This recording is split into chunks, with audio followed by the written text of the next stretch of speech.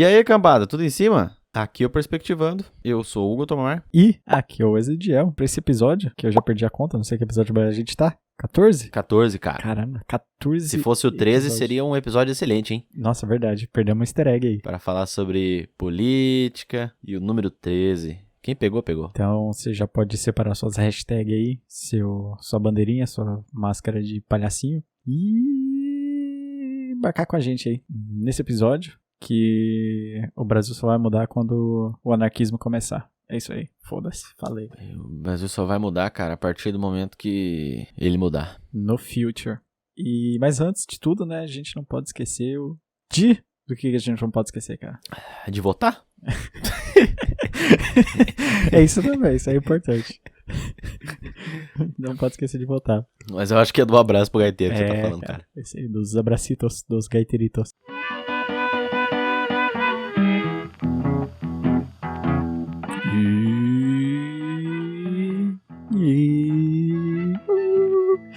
Os abraços dos gaiteiros dessa semana vão para as grandes irmãs nerds.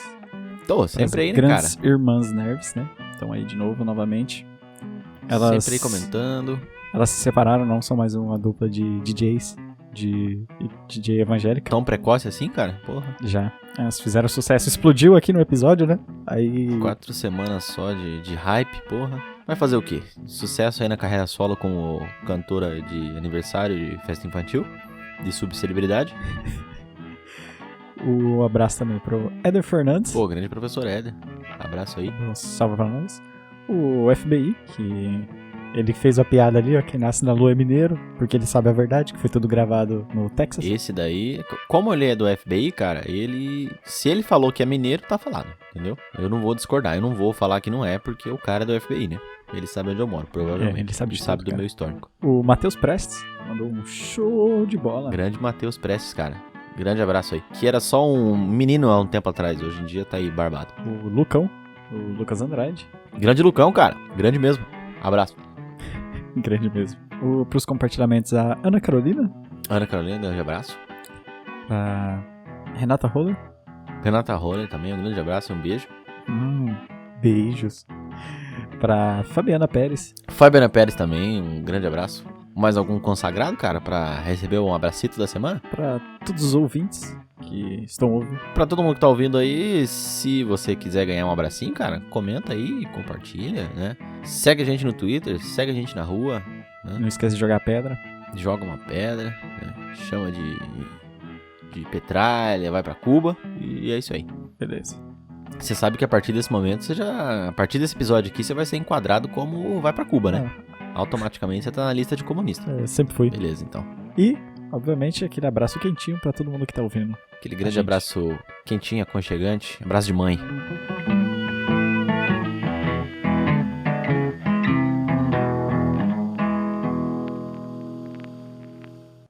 E, começando o episódio de hoje, pode pegar sua máscara, seu cartaz, sua cartolina, seu pincel, seu spray, que a gente vai falar de política. Pode pegar sua hashtag também e entrar no seu Facebook e no seu Twitter. E também a gente traz um convidado especial, que é o Rafael. E aí, Rafael? Mais conhecido como Jaspeta. Como que é o Jaspeta? Olá, Rafael, Jaspeta, baratinha, barata, japa, muitas coisas. Que, diga-se de passagem, é o droid tanque professor de história que eu conheço, o único, inclusive. O único.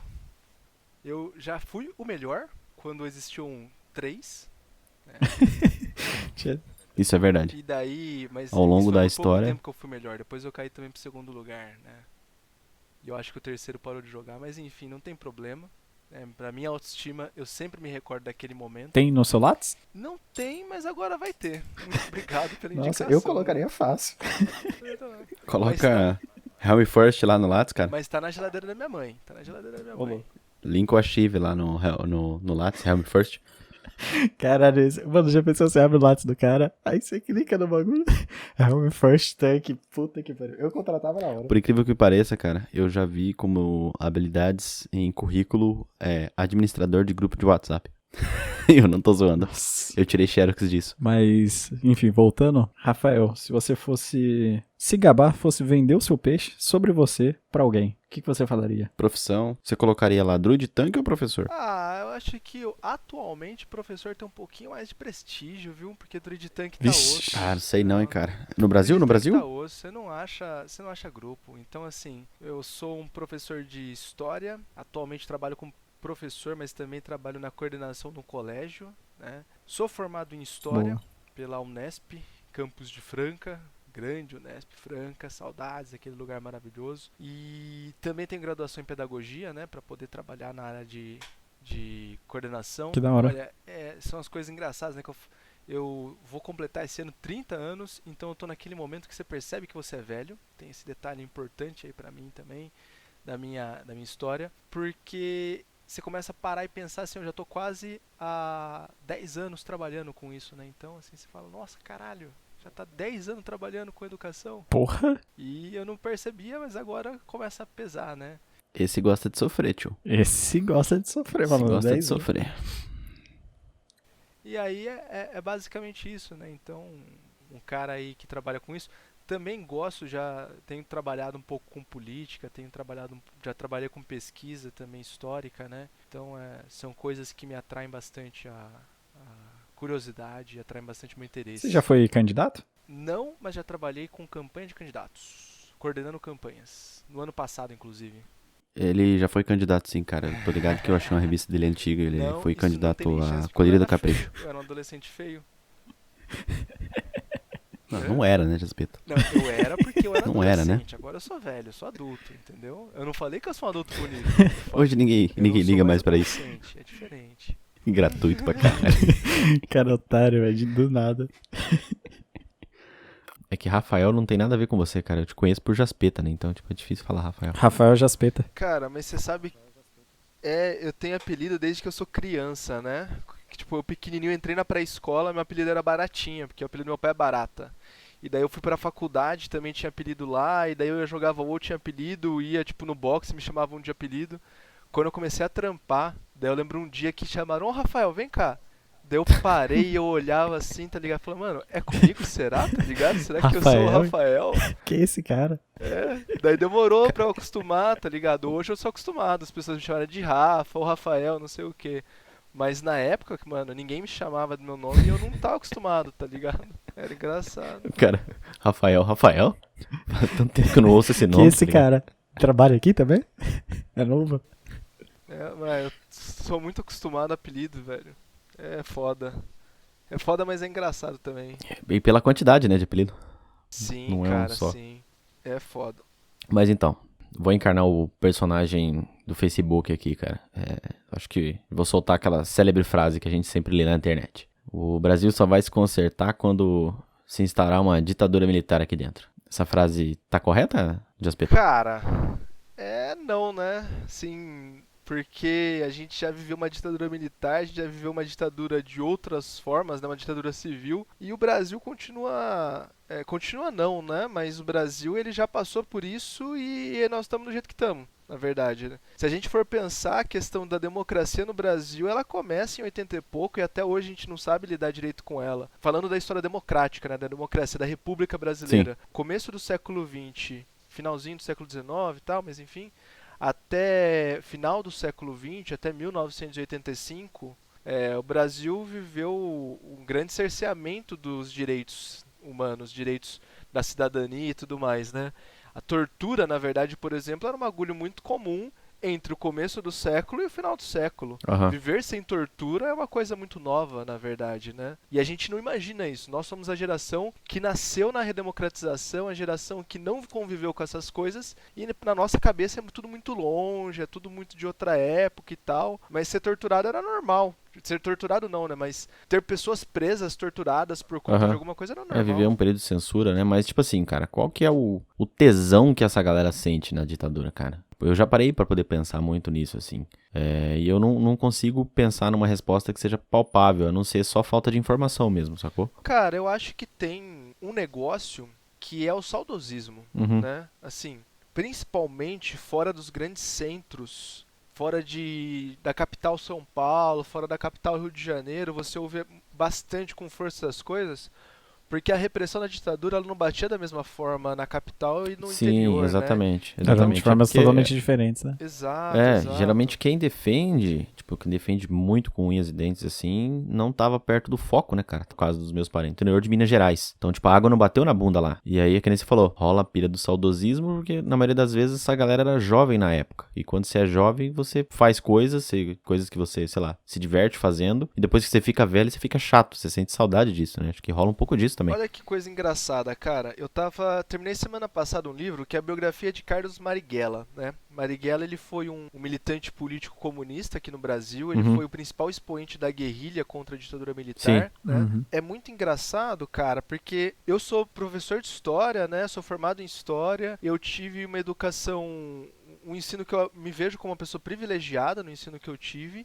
Estudei ditadura militar, tive bons professores de história e lendo o livro eu fiquei muito chocado, velho, com como a descrição da repressão da ditadura, né? Tipo assim, os caras eram mais psicopatas do que eu já tinha visto na faculdade e na escola. E aí, cara, lendo esse livro, né? Eu terminei de ler o livro, pá, falei, putz, mano, nossa, a ditadura era foda mesmo. Em São Paulo os caras metiam bala, tal, mataram uma galera, torturavam uma galera. E fui perguntar pros meus pais, né? Meus pais são militantes de esquerda também, são fundadores do PT, assim, na minha cidade, então são pessoas que têm uma cabeça totalmente distoante dessa normalidade. E eu fui falar com eles, gente, mas na infância de vocês, quando estavam crescendo, o que vocês sabiam do Marighella, que vocês já tinham ouvido? E eles, não, porque a gente ouvia que o cara era bandido, a gente ouvia que o cara era terrorista, não sei o quê. Então, assim, no interior, chegavam coisas totalmente diferentes, chegavam coisas assim, a repressão, a porrada, o tiro, a tortura não chegava. O que chegava aqui? Chegava só o que eles queriam que chegasse, né? Exato. Chegava aqui, por exemplo, o milagre econômico, o Brasil cresce não sei quanto ao ano, o Brasil é campeão da Copa do Mundo de 70, isso chegava aqui, mas o grosso da repressão mesmo não chegava. Tipo, eu tenho uma tia que me falou um dia, falou assim, olha, na ditadura todo mundo fala que é ruim, mas aqui eu não via nada de repressão, eu não via nada disso que eles que falam por aí e tal, era diferente, parece que tinha ordem, tá ligado?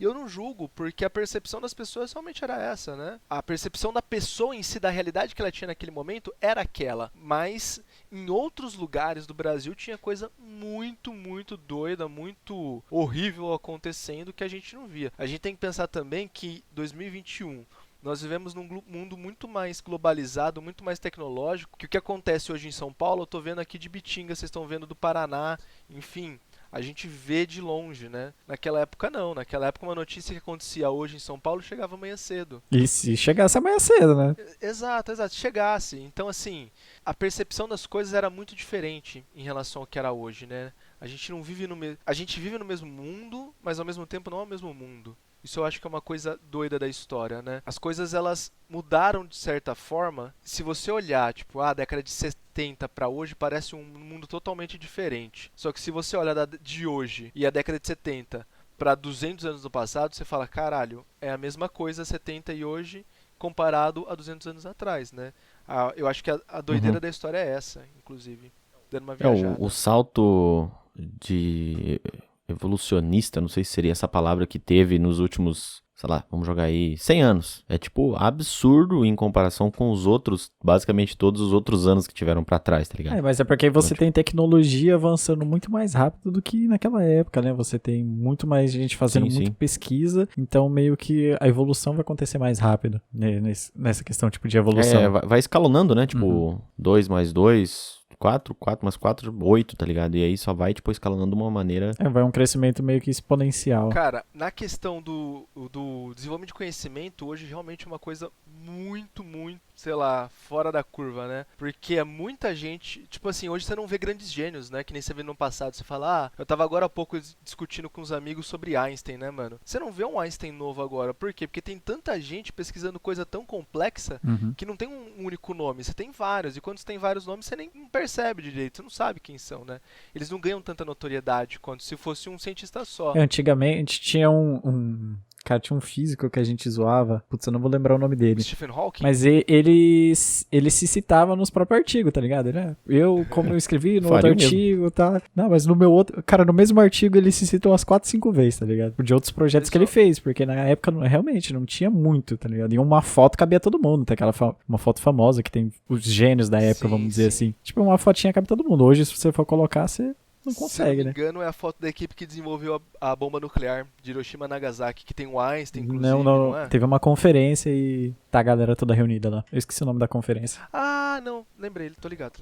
O Oscar? Mas ó, eu vou discordar de você, Riff, quando você fala que atualmente se avança, tipo, sei lá, desenvolve mais coisa, parece. Porque eu acho que assim, Não, conhecimento. é tipo, nos últimos anos, agora, nesse, sei lá, dos últimos 100 anos pra cá, mas depois de um tempo, acho que depois dos anos 2000 ali, a curva começou, tipo, a meio que a estabilizar, entre aspas, né? Ou até mesmo descer, de coisas que são descobertas, né? Mas é que eu acho que assim, essa é a nossa percepção, porque a nossa percepção ela é limitada pelo nosso tempo, cara.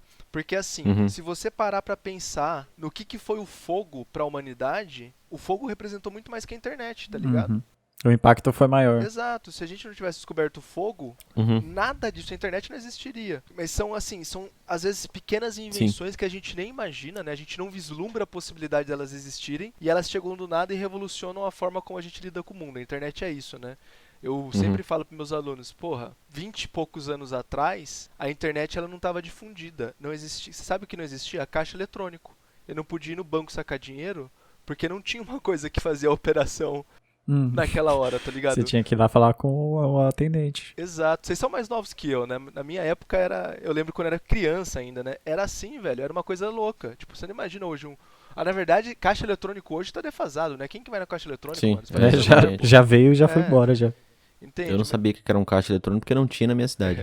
Mas é porque é cidade de interior mesmo. As coisas elas se transformam de um jeito que eu acho que é muito doido, porque às vezes a invenção que mais revoluciona é aquela que você menos espera. Mas enfim, voltando à questão um pouco da ditadura, eu acho que é um pouco disso, de não haver, né? A gente tem que considerar também, mano, que mais uma vez a gente é limitado às vezes pelo nosso tempo, que nós somos a primeira geração que estudou a ditadura militar na escola. Que teve um professor lá falando, olha, a ditadura é ruim, quando teve, inclusive, né? Mas Quando teve, a exatamente. ditadura militar é ruim, teve tortura, não sei o quê. Meus pais, por exemplo, não tiveram. Eles viveram mais ou menos aquela época, mas eles eram jovens, então sua consciência é meio limitada, você não sabe direito, pá.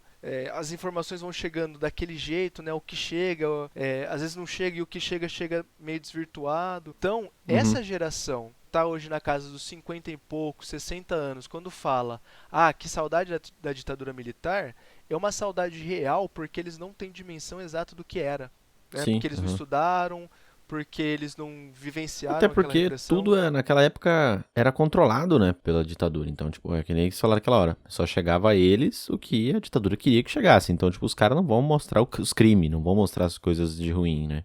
As quebras econômicas e coisas do tipo. Vai mostrar só que tá tudo prosperando de uma maneira absurda. E é isso aí, entendeu? E se a mídia não cumprir com isso, aí tem a represália, né, cara? Você sendo jornalista, se o cara fala pra você publicar isso aqui e ameaça tua família, você não vai falar não, sacou? E isso acontecia. E cara, tem um negócio no Brasil que foi um dos primeiros trabalhos que eu fiz na faculdade, né? Que a nossa mídia, ela é muito.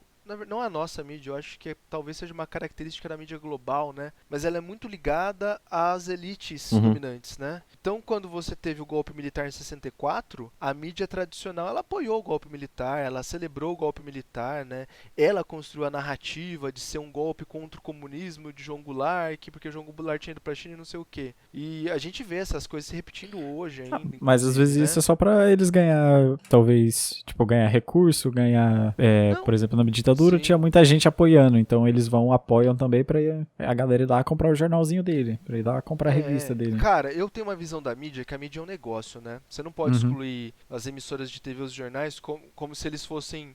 não, porque eles são imprensa, eles são todos totalmente comprometidos com os fatos e não com a visão exatamente. política. Não, nem Eles têm que fudendo, lucrar, né, nem cara? fudendo. Totalmente vendido. Mas assim, eles são empresas como qualquer um, velho. O produto deles é a notícia, né? A informação. Então eles vão sempre vender informação de acordo com o que o povo quer ouvir.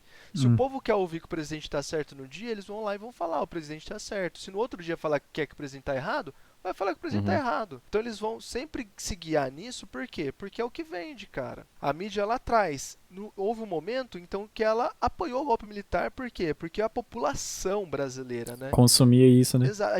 A gente fala golpe militar, mas a verdade é que foi um golpe civil-militar. Você teve civis participando, você teve a marcha por Deus e a família, de gente normal, assim, não era militar, mas lá, porque o João Goulart é comunista e não sei o quê, a gente tem que tirar os comunistas do poder, blá blá, entende? E aí a mídia apoiou até que chegou o momento que o pau começou a bater nas costas da mídia, né? Tipo, olha, eu não quero que você publique isso aqui é contra os bons costumes, não sei o quê, pá. Daí viu o tamanho do buraco que tinha se enfiado, né? E começou a ir contra, né? Um movimento muito parecido a gente nota hoje na realidade, né? Sim, da nossa exatamente. grande mídia. Só que hoje a gente sofre, entre aspas, com uma coisa que eu acho que torna esse debate, tipo, muito mais complexo, que são as redes sociais, né, cara? Sim, cara. Porque tanto é que, sei lá, em 2010, a ideia de isso teve uma ditadura militar, não teve uma ditadura militar, a ditadura foi boa, não foi boa, não era uma pauta civil, entre aspas. A galera não debatia sobre isso na internet. Depois, acho que foi depois ali das manifestações de 2013 e começou a partir dali, não foi? Foi tudo bem que as redes sociais começaram a ganhar força mais ou menos naquela época também. Ganhar força de verdade para poder movimentar pessoas e tudo mais. E aí quando você tem mais pessoas discutindo sobre esse assunto, aí a gente já entra naquela barca que a gente já falou aqui no podcast sobre notícia falsa e tudo mais, mas isso aí a gente toca mais pra frente. Mas eu digo só da galera comentar mais sobre isso. Esse debate ele vai muito mais, ele acaba ficando muito mais complexo e profundo quando a gente coloca rede social nisso, né? Cara, é que rede social é um bagulho que a gente tá aprendendo a lidar, a gente não faz a mínima ideia como lidar com elas ainda, Sim, né? é recente, né? É a mesma coisa que eu falei do fogo ou da internet, né? É uma invençãozinha que parece uma invençãozinha tosca e de repente ela revoluciona a forma como você lida com a realidade e a gente ainda não sabe Lidar ao ainda. certo lidar com ela. A gente tá aprendendo. O que eu acho assim, um primeiro fator da rede social é que ela liga muita gente, né? Então, Sim. tipo assim, toda família tinha aquele tiozão que falava que na ditadura as coisas eram melhores, tá ligado? Um tio milico e tal. Toda família tem, velho. Só que assim, aquele tio milico, ele tá num canto do churrasco. Então, ele vai soltar essa frase. Não, porque no meu tempo não era assim, porque no meu tempo a polícia não batia no vagabundo e tal. Mas beleza, ele tá no canto do churrasco, tá ligado? Você Sim. senta do lado dele, ele conta umas piadas. Quando ele começa com esse papo, você levanta e sai. Já você fala, mano, não. É a mesma fita, cara, dos terraplanistas. Exato, que a gente falou no exato. podcast. Lembra, Tio? Que tinha um monte, mas os caras não se conheciam. Exato. Com as redes sociais, agora eles podem entrar em contato. Ele se junta e ganha força, consegue contaminar, né, entre aspas, mais gente. Consegue atrair mais Contaminar, gente. porque é uma doença mesmo. E aí, mano, tem um efeito de você reunir essas pessoas, de repente, todos os tiozões do churrasco criaram um grupo de zap, né? Uhum. E eles estão lá Obviamente. trocando ideia e todo mundo assim, não, realmente, a ditadura foi boa, a ditadura foi boa. Todos eles estão mais convencidos que nunca e eles resolvem fazer o quê? Vamos marcar um protesto. Vamos lá protestar. E de repente, mano, os caras estão na rua. Daí você olha assim, é 15, 20, 30 caras na É a rua mesma coisa falando que dos a terraplanistas, ditadura é moleque. boa. Daí você fala, mano, os caras são meio doentes, né? Estão lá falando umas merda, beleza. Só que uma pessoa que não tem muita base, uma pessoa que tá mais em cima do muro, que não tem noção, vai olhar e vai perceber, putz, olha, aquela pessoa tá falando uma coisa diferente e tal. E daí alguém chega e fala, mas não comentaram isso com você antes, porque é manipulação, não querem que você saiba. Então você cria todo o movimento, velho, das pessoas que acham que a ditadura militar foi boa, tá ligado? Então as redes sociais, elas servem pra poder unir os idiotas, basicamente. Porque os terraplanistas agem desse jeito, tá ligado? Os que apoiam a ditadura agem desse jeito. Os antivacina agem desse jeito. Então, tipo... Mas isso é pra todos os grupos, né? Não só os de coisa doente, né? Imbecil, mas as coisas boas também. Não, né? eu sei, mas eu digo, é porque só dessa questão de espalhar mesmo essa ideia, né, cara? Esse é o lado bom e o lado ruim, né? Tipo assim, ali no começo são 5, mas ali daqui a pouco já são 20. E esses 20 vão se transformar em grandes manifestações, né, em prol da ditadura e coisas do tipo. Mas aí eu acho que entra uma questão da democracia que é muito importante, cara. E eu acho que é um debate central que a gente tem que fazer hoje, mas a nossa sociedade está muito pouco preparada, mas ele tem que ser realizado. Por quê? Eu não acho que é um problema da rede social em si. É um problema da nossa sociedade saber dizer e saber mensurar o que é liberdade. Porque assim, liberdade, o que é liberdade, né? Liberdade é eu poder fazer o que eu quero. Beleza. né? Você pode fazer o que você quer, tudo mais. Tipo, você tá no seu quarto, você quer andar pelado, você anda, você quer fazer exercício, você faz, você quer gritar, você grita. Agora, se você tá na sala da sua casa, você já não pode fazer tudo isso, porque você compartilha a sala da sua casa com mais pessoas. Então você não vai, com certeza, você não vai poder andar pelado na sala da sua casa com a sua mãe andando, né, por aí, com o seu pai A andando não ser que sua por aí. família seja bem estranha. A não ser que sua família seja bem estranha.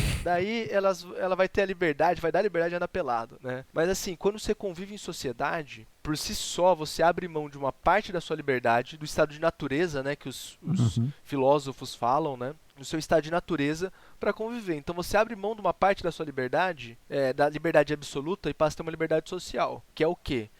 Eu sei lá, eu não posso chegar e enfiando a mão na cara de alguém porque eu quero. Porque dentro de uma sociedade isso não é bom, porque eu vou prejudicar alguém, blá blá blá. Enfim, nós criamos regras, né, dentro dessa sociedade. Então, quando você vive em sociedade, não existe uma liberdade absoluta de falar, isso aqui é absoluto, tá acima de qualquer coisa. O que é muito complicado também. Por isso que é um debate que a gente tem que fazer, né? É porque tem até aquela frase, eu acho que bem famosa, que um monte de gente deve conhecer, que é a sua liberdade termina quando começa do outro, né? Isso. Tipo, você tem que meio que equilibrar ali, você não pode fazer tudo, é que nem você falou, mas você ainda tem algumas coisas que você pode fazer. Exatamente. Você pode gritar na rua e gritar no seu quarto, mas você não pode andar pelado na rua. Só pra aproveitar o gancho, voltar um pouquinho no assunto dos terraplanistas, por exemplo. Ainda assim que esse cara, pegar o terraplanista ali como exemplo, né? Ainda que esse cara esteja ali propagando ideias idiotas, é um direito dele fazer isso. A partir do momento que você assegura o direito dele, você assegura o seu também, de dizer as suas coisas quando você quiser dizer, entendeu? Por mais que aquele esteja errado, daí não é dessa maneira que você não é ir lá e calar o cara, tá ligado? Calar no soco. Eu acredito que você não pode ir lá e simplesmente calar a pessoa, sacou? Você tem que explicar pra ela que isso está errado, não calar essa pessoa, que quando você cala essa pessoa, quando você estiver falando alguma coisa que você acha que tá certo, você também perde o direito de falar e deixa com que outra pessoa possa te calar, entendeu? Eu acredito nisso, pelo menos. É esse o debate que eu acho que a gente tem que fazer, cara. Até onde a gente tem que levar isso? Entendeu? Aí tem um limite também, né? É porque, por exemplo, esse cara tá terraplanista, não tanto, mas, por exemplo, da vacina, que realmente vai impactar em alguma coisa. Exatamente. Mano, você não pode deixar o cara ali no meio da rua e falar assim, não toma vacina porque a vacina tem um chip, mano. Exatamente. Vamos pegar o exemplo do deputado que foi preso lá. Qual deles? Que quebrou a placa da Marielle lá, tá ligado? E foi preso agora. Eu esqueci o nome bombadão, dele agora. O cara bombado, eu esqueci. É Daniel alguma coisa o nome dele? Eu esqueci o nome dele. Tão relevante ele é, né? Mas ele é o cara bombado que quebrou a placa da Marielle. Tem coisa, a gente tem que chegar a um limite, cara. Até a própria liberdade de expressão, ela tem um limite dentro da sociedade, né? Você pode expressar muitas coisas, mas, por exemplo, você não pode ter uma expressão racista. Você não pode ter uma expressão que vai prejudicar a sociedade de alguma maneira, tipo anti-vax, por exemplo. Eu vi muito, cara. Eu vi muito comentário em sites e até no Facebook e tal, da galera falando que ele só tava expressando a opinião dele, né? Só que, tipo, nesse caso em específico, a opinião dele é um crime. O que ele fez é um crime, independente que se é a opinião dele. Ele tem o direito de expressar a opinião dele. Todo mundo tem o direito de expressar a sua opinião. Só que uma coisa é expressar a opinião, outra coisa é cometer um crime. Eu fiz uma matéria um tempo atrás, numa pós-graduação, e o professor, uma das aulas, ele perguntou para que servia a lei, né? E aí eu lembro que alguém respondeu, a lei é para punir, a lei é para impedir que as pessoas cometam crimes. E daí ele falou, não, vocês estão errados, porque a lei é um instrumento de responsabilização. A lei não impede você de fazer nada, entende? A lei não impede você, por exemplo... Nada te impede. Exato, a lei não impede você de ser racista, por exemplo, ou de você defender a ditadura, ou de você atentar contra a democracia, ou de você, sei lá, ameaçar alguém de morte. A lei não impede você de fazer isso. A lei só diz, se você fizer isso, isso aqui vai acontecer. Então, se você for racista, olha, você vai responder por tal crime, pode ter tal pena. Se você atentar contra a democracia, você vai responder por tal crime e vai ter tal pena. Então, eu acho que essa é uma discussão que está na hora da gente começar a fazer, porque a gente foi muito permissivo, ao meu ver, entende? Você pode falar que vacina faz mal? Pode, mas você pode ser processado por esse crime e vai ter essa pena. Que é uma discussão muito complicada, né? Porque, querendo ou não, é um cerceamento à liberdade de expressão, mas você tem que saber onde você vai cercear essa liberdade de expressão e saber separar o que é prejudicial para a sociedade e o que não é prejudicial, né? O que vai trazer uma consequência. Exato. De prejudicial, uma consequência, tipo, foda-se. Tipo, ninguém liga. Até onde você vai estar protegendo a sociedade e até onde você vai estar, na verdade, reprimindo a sociedade. Você tem que saber bem essa linha e por isso que tem que ser muito debatido pelas pessoas dentro da nossa democracia, né? Essa é sim. uma questão da democracia. A sociedade precisa debater, a sociedade precisa conversar sobre as coisas, você não precisa concordar, mas você precisa conversar, você precisa expor seu ponto, falar o que você pensa e ouvir o ponto do outro para poder compor regras melhores, né? Regras mais claras, regras que sejam mais eficientes. Uhum. Até porque é assim que funciona a democracia, né? Exato, exato. Senão a gente vai ficar patinando.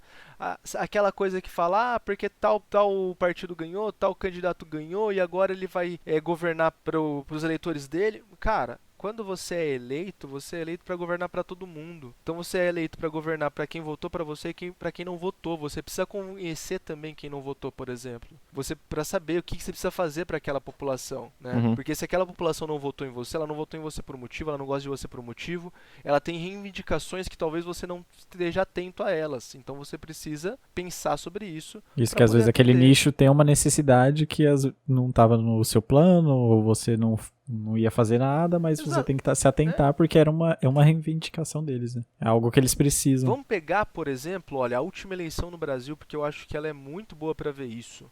Porque um tema central foi o tema da segurança pública, né? Eles são pra... Presidente da República. O tema central foi o tema da segurança pública. E assim, você tinha o Bolsonaro de um lado falando, pô, eu vou dar arma pra todo mundo, tá ok, não sei o que, blá blá blá. Beleza, beleza. O que ele queria dizer com isso não era só a questão de arma. A questão de arma, sim, é uma questão bem tosca que ele carrega e tudo mais. Mas era falando pra pessoa, pra aquele cidadão de classe média, pá, que sofre com a violência, que é assaltado, entrar na casa, que olha, eu estou atento a você tá preocupado com a sua segurança, Uhum. eu vou fazer políticas para isso. Uhum. E até o segundo turno, por exemplo, o PT, que foi quem competiu, né, o Haddad competiu, ele não tinha se atentado a isso, né? Não tinha uma proposta boa para a segurança pública. Foi uma chamada de atenção que dentro do partido para o segundo turno você falar mais sobre segurança pública. E daí a esquerda cai naquele negócio, por exemplo, de defende bandido, né? Uhum. Que é a evidência de como às vezes você esquece de dialogar com o eleitorado. Com todo ele, Então né? você esqueceu de dialogar com o eleitorado que estava preocupado com a segurança pública para defender outras coisas. E Uhum. aí acabou no que acabou.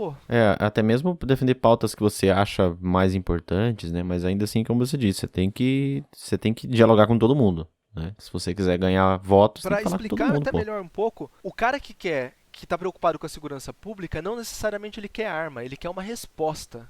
Então você pode dar outra resposta para ele e ele pode gostar da outra resposta.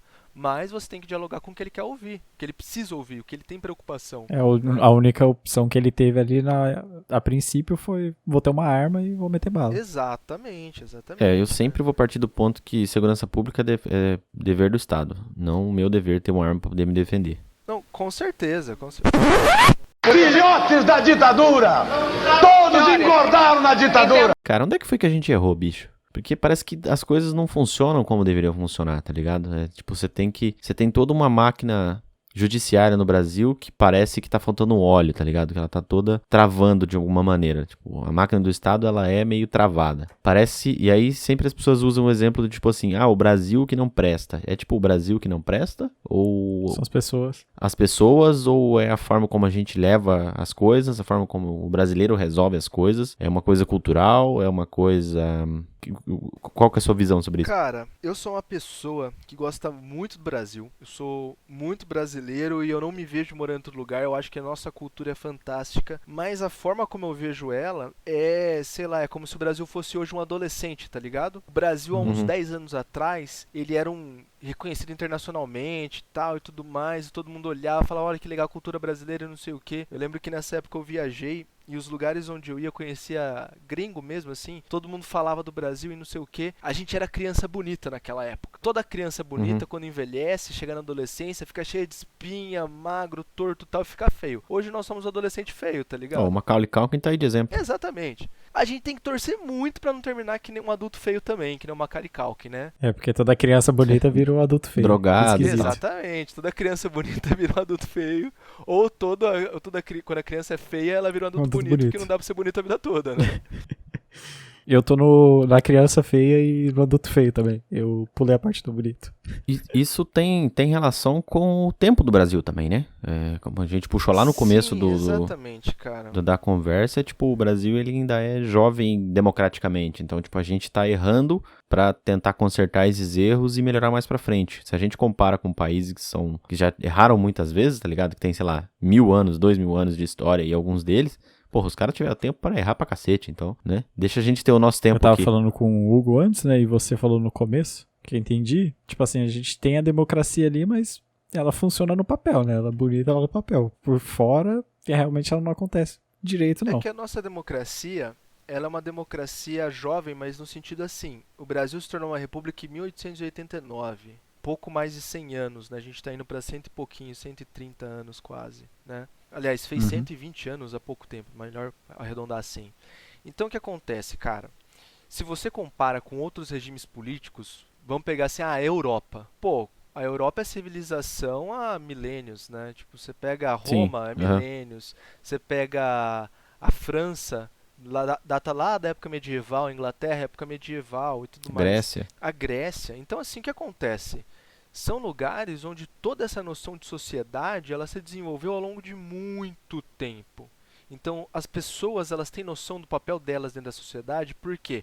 Porque ao longo de séculos isso foi sendo estabelecido e elas foram cada vez mais criando consciência da luta que elas têm que ter por mais direitos ou para cumprir certos deveres ou contra deveres que são impostos. Enfim, as pessoas elas foram criando essa consciência, né? Se você pegar na Ásia, a gente sempre fala da Europa, mas a Ásia também dá para ver isso, né? Porque assim, o oriental ele tem um pensamento muito diferente do ocidental. Nossa, totalmente. A gente às vezes não consegue compreender os caras, né? A gente olha para os caras e fala, porque os caras não têm democracia, não sei o quê. Mas tem que considerar que Japão, China, Índia são sociedades que milenares e sociedades que viveram impérios, viveram reinados, viveram teocracias. Então o que acontece? Toda a lógica deles também, a participação do indivíduo na sociedade, foi construída ao longo de milênios, em torno de uma coisa diferente da nossa, mas foi constituída ao longo de milênios. E o Brasil é uma composição de muitas formas de pensar e de ver o mundo diferente, mas recente, né?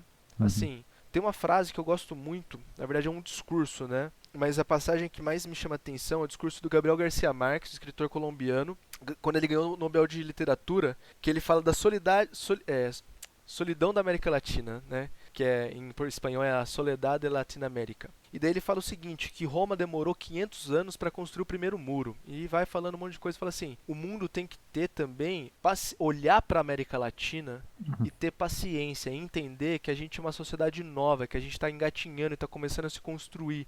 Que enquanto eles quiserem interferir na gente, quiserem falar o que a gente faz, o que a gente não deve fazer, eles vão atrapalhar esse processo de descoberta das próprias potencialidades, das próprias regras. Eu acho que assim, que eu estava falando há 10 anos, né?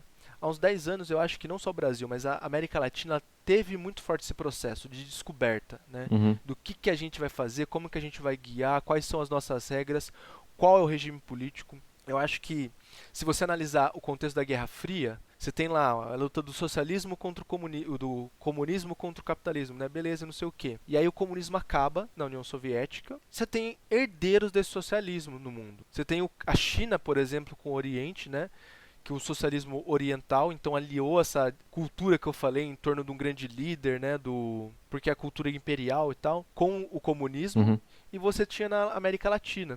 Foi o germen, né, o embrião foi a Revolução Cubana, mas depois toda a América Latina começou a ter movimentos de esquerda. E nem todos foram revolucionários, né? O Brasil não foi um exemplo revolucionário, a Argentina não foi revolucionária, o Chile não foi revolucionário com Allende, pelo contrário, foi eleito democraticamente e foi derrubado, né, por um golpe de Estado financiado pelos Estados Unidos. Então vem nessa linha a crítica do Gabriel Garcia Marques, né? E assim, ao passo que o Oriente seguiu um modelo ditatorial de comunismo, de socialismo, a América Latina ela era o grande exemplo do modelo democrático, né?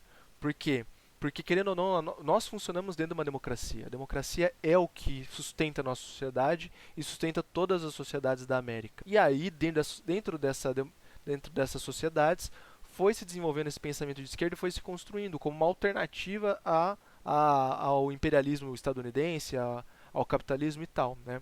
Então, assim, são momentos onde nós vamos engatinhando e a gente vai tentando descobrir. É um processo, né? A gente está no meio desse processo. Não dá para você falar que não faz parte as pessoas hoje defenderem a ditadura. Por quê?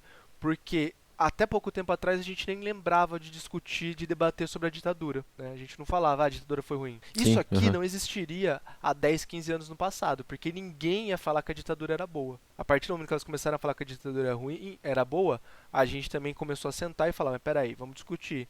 Era boa? Era ruim? Entende? Isso forma, dá maturidade para a nossa democracia e isso forma o debate, ao meu ver. Então, é um processo, né? Eu vejo como um processo. Eu não consigo ver como um bagulho acabado. Ah, não deu certo, deu certo. A gente tá caminhando, a gente tá crescendo, tá aprendendo e sei lá quando vai terminar, mas estamos andando, né? Você acha que se a gente tivesse sido colonizado por outro país ou outra galera tivesse chegado aqui, ia dar diferente? Sinceramente, eu acho que não. Porque assim, você tem colonização na América, que é portuguesa, você tem colonização holandesa, e você tem colonização francesa, você tem colonização inglesa, espanhola eu já falei, colonização espanhola, e você tem todos esses países subdesenvolvidos, com exceção dos Estados Unidos e do Canadá, né? Que eu acho que é muito mais uma questão... É porque meu ponto era, eu ia chegar no Canadá, que também é meio novo, né? Pô, a assinatura do ato constitucional do Canadá é de 1867, e é novo, né? 150 alguns aninhos, né? Tão velho. Só que eles não tiveram o mesmo processo de colonização que a gente teve aqui, né? Então, tipo, não sei se a gente tivesse sido colonizado, entre aspas, pelos ingleses, seria muito diferente. É que, assim, o que eu acho é que o processo de colonização ele foi diferente. O nosso processo de colonização foi algo Sim, exatamente. Que promoveu a formação de elite, né? Muito, inclusive. Você tem, por exemplo, o Canadá ou parte dos Estados Unidos, como tinha um interesse muito baixo em exploração, a elite não se desenvolveu nesses lugares, né? Agora, aqui se desenvolveu. Até assim, boa parte dessa nossa imaturidade da democracia é essa coisa de a gente querer muito favor, se basear muito em favor, né? Pedir para político, pedir para alguém que tem influência, não sei o quê. Por quê? Porque a gente vem de uma sociedade que faz isso há 500 anos, né? 500 e poucos anos. E isso se dá lá no começo, cara, quando foi separado o Brasil, capitania hereditária, beleza, você tem direito de doar terra. E daí você vai doando terra pro cara aqui, pro cara lá, então o cara tem favor com você, esse cara também vai dar serviço para não sei quem, que tem favor com ele. Você começou a constituir uma sociedade de favores centrada no quê?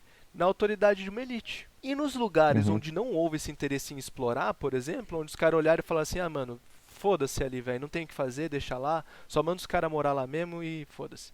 E deixar bem claro que de uma elite branca, né? Então... de uma elite branca ocidental, uma elite branca ocidental, né, de europeus. E aí o que acontece? Nessas regiões, você não teve a formação dessa elite, você teve uma sociedade ali muito mais colaboracionista um com o outro e tal, que se desenvolveu, e depois de um tempo, essa sociedade, logicamente, quis dominar outras sociedades para também exercer seu poder de elite, né? A fruta não cai muito longe da árvore, né? Não é porque ficou ali à mercê, entre aspas, vamos dizer assim, que também não se desenvolveu um pensamento de dominação sobre o outro e tudo mais. Só que o processo de colonização ele foi bem diferente. No Brasil, a gente tem até o caso das invasões holandesas, por exemplo, e sempre há o questionamento, né? Ah, se o Brasil fosse colonizado pelos holandeses, seria diferente? Não, os caras também queriam estar aqui para explorar açúcar, para explorar o Brasil economicamente, né? Para tirar a riqueza daqui de qualquer maneira, e isso ia favorecer uma elite também, então... Na minha opinião, daria na mesma. Tudo, né, cara? O Brasil é excelente pra qualquer coisa, né, cara? Tipo, é rico em tudo. Coisas de riquezas naturais e tal. Porra, o tanto de rio que a gente tem aqui, velho. E essa é uma coisa que eu acho que o brasileiro tinha que ter mais noção, né? De quão potência o Brasil tem pra ser um país grande e forte. Nossa senhora, e, cara. assim, Absurdo, né, cara? Muito, né? O Brasil, por exemplo, tem uma das maiores empresas de pesquisa agrícola do mundo, que é a Embrapa, né? A tecnologia que se desenvolve no Brasil para tanto animal quanto vegetal, ela é assim, é top do mundo, que outras regiões do mundo talvez não desenvolvam, é muito avançado. Só que assim, ao mesmo tempo, o Brasil ele tem pouco esse interesse de ter grandes empresas, né? Sei lá, eu tava conversando esses dias com outros amigos meus. Fala uma multinacional brasileira, vocês se recordam? Uma multinacional assim, pica das galáxias gigante do Brasil? Caralho. Brasileira? Porra, Turma da Mônica. A gente tem uma das empresas mais fodas do mundo. No sentido assim de ser grande mesmo, de estar em todos os países. Petrobras, não? Não, cara, a Ambev. Ah, a Ambev é brasileira, eu Caralho. não sabia. É a Ambev Mano, brasileira? Nossa. A minha mente Budweiser, explodiu por agora. exemplo, a breja mais bebida dos Estados Unidos, a Budweiser, ela é brasileira. Um brasileiro foi lá e comprou a marca. Os estadunidenses estão putos, inclusive, com isso, mas assim, Mentiu, sério? sério. Mano, a Caralho. gente nem pensa nisso, a gente nem lembra, tá ligado? Dado assim, é nosso complexo um pouco de vira-lata, de tipo, o Brasil não Uhum. pode ter essas coisas e tal.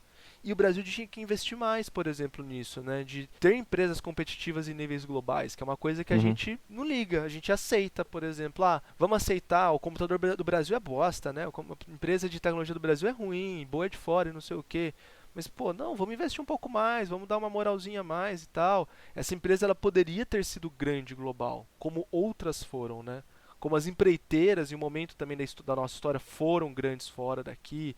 Teve um monte de problema, é lógico, mas foram trabalhar em obras ao redor do mundo todo. Como a Ambev, né? É gigante também. Então, assim, são essas coisas que eu acho que contrastam, né? O Brasil é um país que tem um potencial enorme para ser foda. Ao mesmo tempo, a gente tem uma população que não percebe isso toda hora. A gente tem uma população que não sabe lidar bem com a democracia, que está aprendendo, assim, uma população que engatinha para aprender as regras do jogo, né? Tipo, eleição não é só a eleição é a cada 2 anos, mas eu posso participar outras horas. Rola muito, né, cara? Desse tipo de coisa, desse tipo de comentário, desse complexo de vira-lata mesmo, né? Rola pra caralho. JBS é brasileiro também, Mas né? enfim, eu acho que é isso, cara. A gente tá num processo, né, de aprender quais são os nossos direitos democráticos, quais são os nossos deveres democráticos, que começou em 85, né? Você tem que pensar que quem viveu antes de 85 não tinha tido essa experiência de fato, começou a ter a partir de 85. Pra gente parece muito normal, porque a gente já nasceu dentro dessa regra, né? Mas quem é mais velho não tem muita noção. Quem é muito velho, então, nem se fala, né? Tipo, conviveu muito mais sem democracia do que com Tem nem democracia. noção. Outra coisa que corrobora pra isso aí também é o velho que acha que é inteligente, né? Só porque ele é mais velho. Automaticamente você tá errado por ser mais novo. Sim, sim. As pessoas que acham que...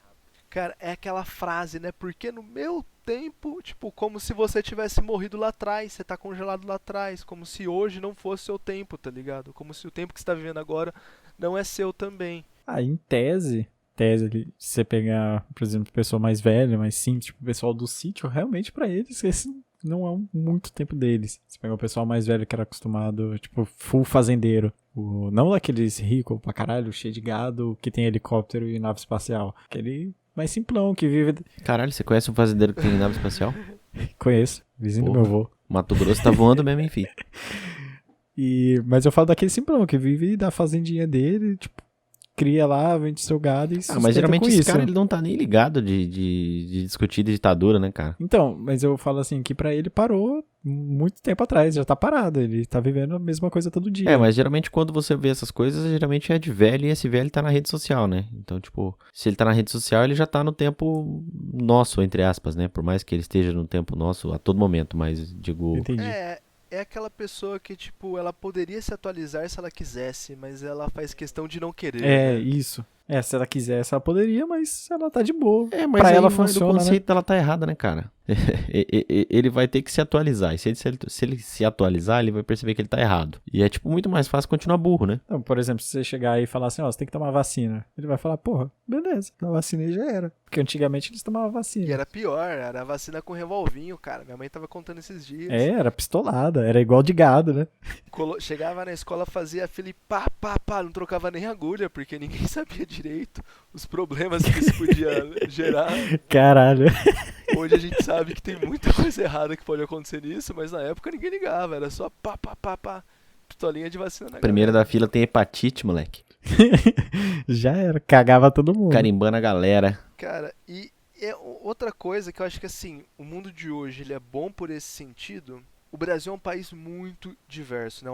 Eu tava falando como o Brasil é um país com potencial enorme, mas o Brasil é muito diverso. Tipo, eu tô falando aqui de São Paulo, tal, de uma realidade urbana, que é quase um primeiro mundo, né? A gente aqui, o Centro-Sul, é quase um primeiro mundo, mas se você cair lá no sertão nordestino, no meio do norte, é outra realidade totalmente diferente, né? As pessoas com uma vivência totalmente diferente. E a gente não tinha essa noção antes.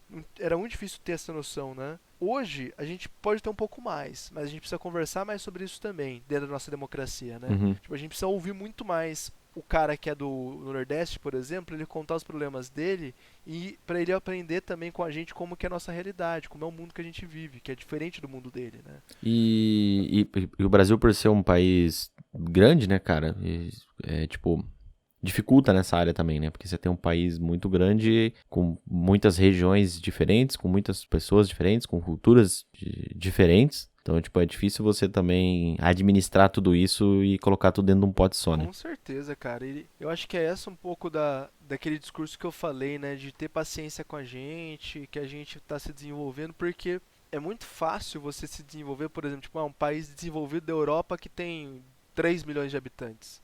Porra, é mó fácil você governar um país lá, né, mano? Que é menor que os estados aqui. Menor.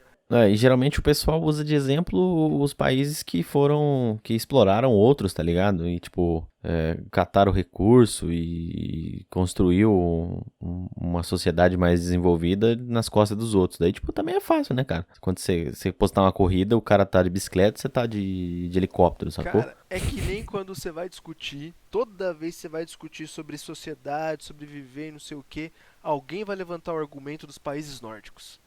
Ah, vocês já ouviram isso? Ah, porque nos países nórdicos, Dinamarca, Noruega. Cara, são países com índices sociais muito bons. Mas assim, qual que foi o processo para eles chegarem lá?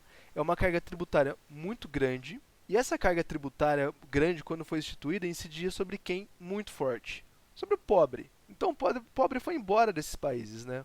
O pobre sai. Então é muito fácil você ter uma sociedade rica quando não tem pobre. Quando o pobre... Quando os pobres vão embora. Quando o pobre vai embora. É fácil, cara. E pra você sair de um país desse é de boa, né, cara? Você monta numa bicicleta, anda meia hora, tá ligado? Você já cruzou a fronteira. Sim, exato. São países próximos. Agora do Brasil, velho, você tá louco, tá ligado?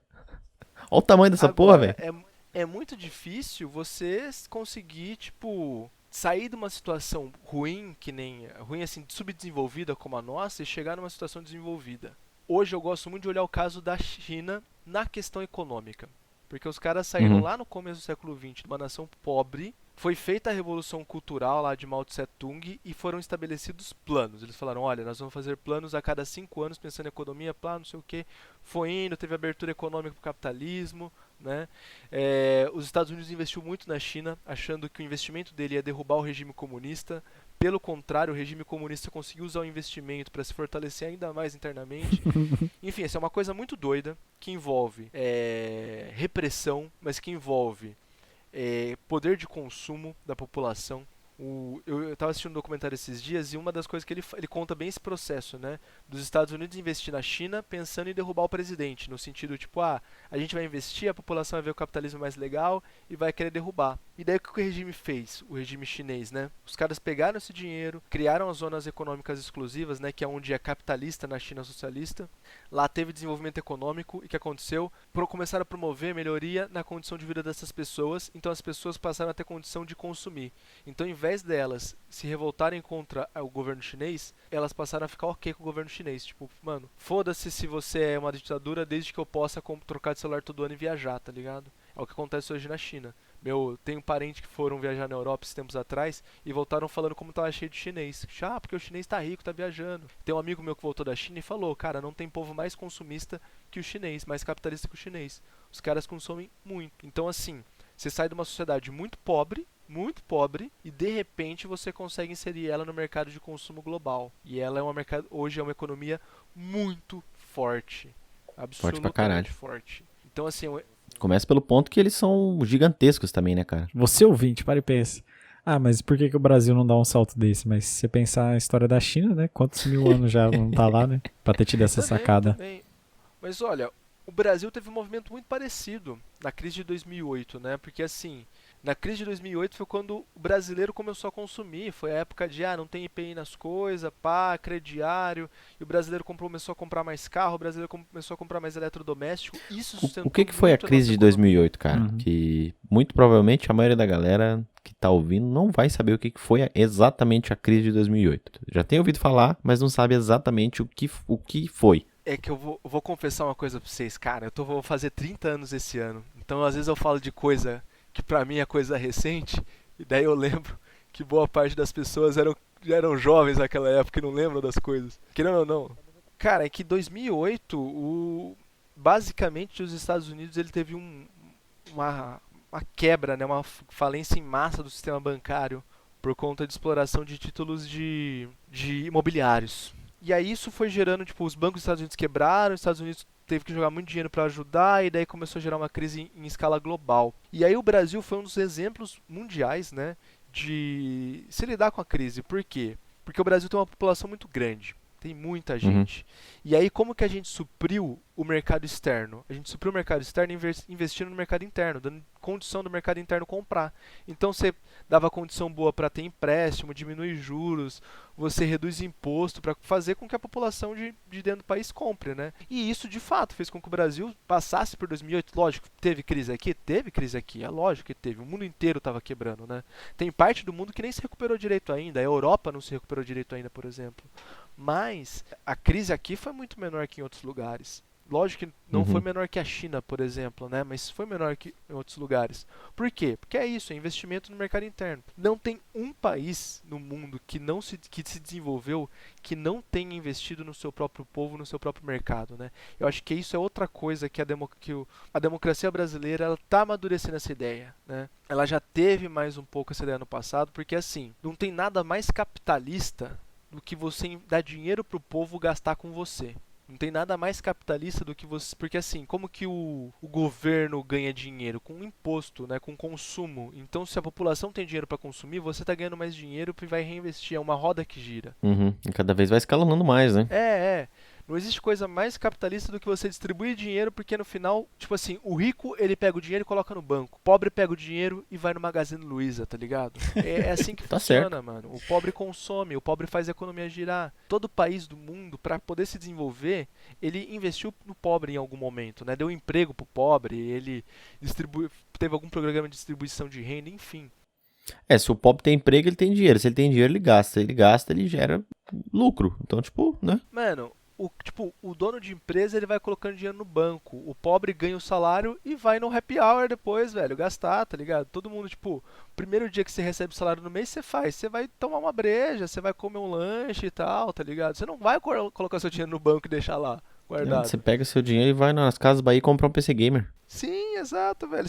Mano, a gente conta o dinheiro, vai juntando pra gastar, tá ligado? É aquele mal, né? Ele gasta o que ganha, né? O equivalente. Tipo, não tem uma reserva, não tem nada. Ganhou, gastou. Não que isso seja bom, claro, né? Mas é o que todo mundo faz, no caso. Não falei que era bom, é ruim mesmo. Sim, porque investir é necessário e o brasileiro tá aprendendo isso agora, né, cara? Então, tipo, fazer investimento, eu digo, ter um pezinho de meia ali. Eu acho que a crise agora da Covid ensinou um pouco isso pra gente, né? Como é importante você ter uma reserva e tudo mais. Ensinou não, né? Mas forçou com que fosse aprendido. Porque não ensinou nada, né? Mas fez com que as pessoas aprendessem na marra. Tipo, ela vi se falar, ó, se der bosta de novo, eu vou ter que estar preparado aqui. Exatamente. Mas assim, o que move a economia é o consumo, cara, hoje. Tô falando assim, no sistema que a gente vive, né? No sistema capitalista. As pessoas precisam consumir para a economia girar e o sistema funciona melhor se todo mundo consumir. O que mata o sistema, por exemplo, é o acúmulo, é quem não está consumindo, é onde o dinheiro para. É isso que mata. A nossa sociedade é uma sociedade que tem muito pouca consciência sobre isso. A gente começou a adquirir alguma consciência sobre como o consumo é importante. Sobre, como é importante que o pobre também possa comprar coisa e tal. Mas eu acho que é pouca. Vira e mexe ainda as pessoas reclamam, né? Tipo, você tem aquelas frases do tipo, porque... o aeroporto agora é muito lotado, porque pobre tá pegando avião também, que não acontece mais, porque agora a passagem é muito cara, né? Ou enfim, tipo, Esse maluco aí merece morrer, velho. Só isso aí que eu queria falar. Esse maluco que fala isso aí deveria morrer. Cara, é um exemplo do que eu acho lá que a gente não deveria tolerar. Que a gente deveria chegar no limite assim, olha, essa sua frase não é uma frase aceitável. E descer o soco. Fuzilamento. Olha, eu acho que o mundo seria justo se existisse o espírito do julgamento. É o que eu queria virar depois de morrer. O que é o espírito do julgamento? É um espírito onipresente, ele tá em todos os lugares, que sempre que alguém fala uma coisa merda, mas que você não pode, por exemplo, isso aqui é crime, eu vou te prender, você não pode, o espírito do julgamento aparece e ele dá uma cacetada com um pedaço de pau nas costas da pessoa, pá, e some, entendeu? É o julgamento realizado ali na hora, entendeu? A pessoa falou Poderia merda. abranger burrice também, cara. Tipo, falou burrice, tá ligado? Falou uma burrice, toma uma paulada na cabeça, Cara, tá ligado? mas o que você categoriza como burrice? Porque às vezes é só falta de informação mesmo, cara. Que a pessoa não teve. Isso, eu acho que tem que ter, além da pessoa falar uma coisa extremamente absurda, tem que ter o critério da maldade, né? O caráter da maldade. É. A pessoa fala isso por Tipo, a maldade. terra é plana. A voadeira. E como ele é onisciente, ele sabe se você tá fazendo por maldade, né? Então, Exatamente. só assim pra Ou educar. melhor, um outro exemplo do que o brasileiro não sabe lidar bem com a democracia, mas está aprendendo. Que é quando você está numa discussão e a pessoa está falando vários absurdos e de repente ela fala, mas essa é minha opinião. Você tem que respeitar a minha opinião também, porque a gente tem liberdade. Entende? É outro momento que o espírito do julgamento daria uma cacetada nas costas dela. Ela falaria, não, cara. Você não... Eu não quero vacinar meu filho e essa é a minha opinião. Exato, exato. Essa seria uma bicuda do rim. Entende? Filhotes da ditadura! Todos engordaram na ditadura! Sobre o que a gente tava falando sobre democracia. Hoje, 2021, dia 24/2, o Brasil tá tendo a sua democracia ameaçada? Olha, na minha visão, não. A nossa democracia, a partir de 2013, ela começou a passar por uma prova de fogo. Então nós tivemos momentos que ela foi testada com muita força. Ocorreram momentos que ela respondeu mal e ocorreram momentos que ela respondeu bem. E eu acho que, por exemplo, isso aqui é uma opinião minha que pode estar aberta a debate, mas 2016, com o impeachment da Dilma, ela respondeu mal, por exemplo. Não conseguiram ali encaixar um crime de responsabilidade fiscal de fato. Houve todo um debate, tanto que ela foi tirada do poder, mas não teve os direitos políticos cassados, porque falaram, não, ela não tem responsabilidade e tal. E como que uma pessoa que cometeu um crime de responsabilidade fiscal não tem responsabilidade, entende? Então isso foi uma prova ruim, mas hoje eu vejo provas positivas. Eu vejo um governante que ele quer muito ser autoritário, ele gostaria de ser autoritário, mas ele não consegue. Por quê? Porque nós temos outras instituições ao redor dele que são fortes. Isso por bem ou por mal, porque essas outras instituições em momentos fazem coisas condenáveis, mas em momentos fazem coisas louváveis. Mas elas garantem que o executivo não vai se sobressair. E eu acho, sinceramente, essa é um pouco minha visão, que as Forças Armadas no Brasil hoje, elas não têm a ânsia que elas tiveram no passado. Eu acho que assim, nós às vezes esquecemos por ter passado um tempo, por a gente ser a geração que nasceu sem a ditadura, sem conviver com o exército, aquele exército tradicional, que torturava, a gente esquece que ele existe. O sentimento militar, ele existe, né? A polícia, quando vai no morro e mata um monte de gente lá, mete bala, não sei o quê, não é uma coincidência. É porque a polícia, há 20 anos atrás, fazia a mesma coisa sem ter preocupação. É que agora ela tem que ter preocupação com o que ela está fazendo, né? A opinião pública cai em cima, às vezes. A mídia cai em cima, às vezes, né? A justiça, às vezes, cai em cima também. Então, assim, eles não são santos. O exército, a polícia militar não são santos. Porém, eles têm, de certa maneira, as mãos atadas. Eles também, eu não vejo, pelo menos, essa ânsia de se tornar o poder, entende? Lógico, você vai ter um general ou outro que é doente mental e vai falar merda? Vai, você tem o Heleno lá, que é um velho caquético, que ele vai falar umas merda, tá ligado? Ah, você tem uma galera aí, né, Você cara? tem uma Fizeram galera, favor de você colocar uma galera doente tem lá, uma galera. mas tá bom. Mas você pegar a alta cúpula do exército, os generais, tipo, os caras que são... Porque o exército tem muita gente inteligente. O fato é esse, tá ligado? Tem muita gente inteligente no exército, apesar dos pesares, né? Essas pessoas, eu acho que elas não querem, hoje, atentar contra a democracia. Não porque elas não querem poder, mas porque elas sabem a dor de cabeça que poderia causar, entende? Que seria grandiosíssima, né, cara? Exato, exato. Você tem, o nosso vice-presidente é um militar. E ele é um cara que toda vez que o presidente, que é um capitão, né? A gente tem um vice que é um general e um presidente com um capitão. Uma coisa que, dentro da hierarquia militar, é muito bizarro, né? Um capitão ser insubordinado a um general, mas enfim. Sempre que o capitão fala alguma merda antidemocrática, o general vai lá atrás colocando pano quente, falando, não é bem assim, não sei o quê. Porque ele tem noção, né? Como que hoje não é fácil que nem era no passado você derrubar a democracia e instaurar uma ditadura, entende? Hoje você não vai ter a mesma facilidade para reprimir a oposição, porque você não pode torturar as pessoas, prender as pessoas, nem se podia no passado. Não é nem talvez pela, eu acho que isso é errado, mas mano, eu não tenho as mesmas ferramentas, não tenho as mesmas condições que eu tinha no passado. Então, eu, pessoalmente, não vejo a nossa democracia sofrendo um risco de um golpe militar. Eu vejo ela passando por provas, todos os dias ela é testada, algumas horas ela dá sinais bons, outras horas ela dá sinais ruins. Mas, ela anda. Até porque se o maluco tentar, ele não tem muito apoio, né? vai tentar, mas vai tentar com quem, né?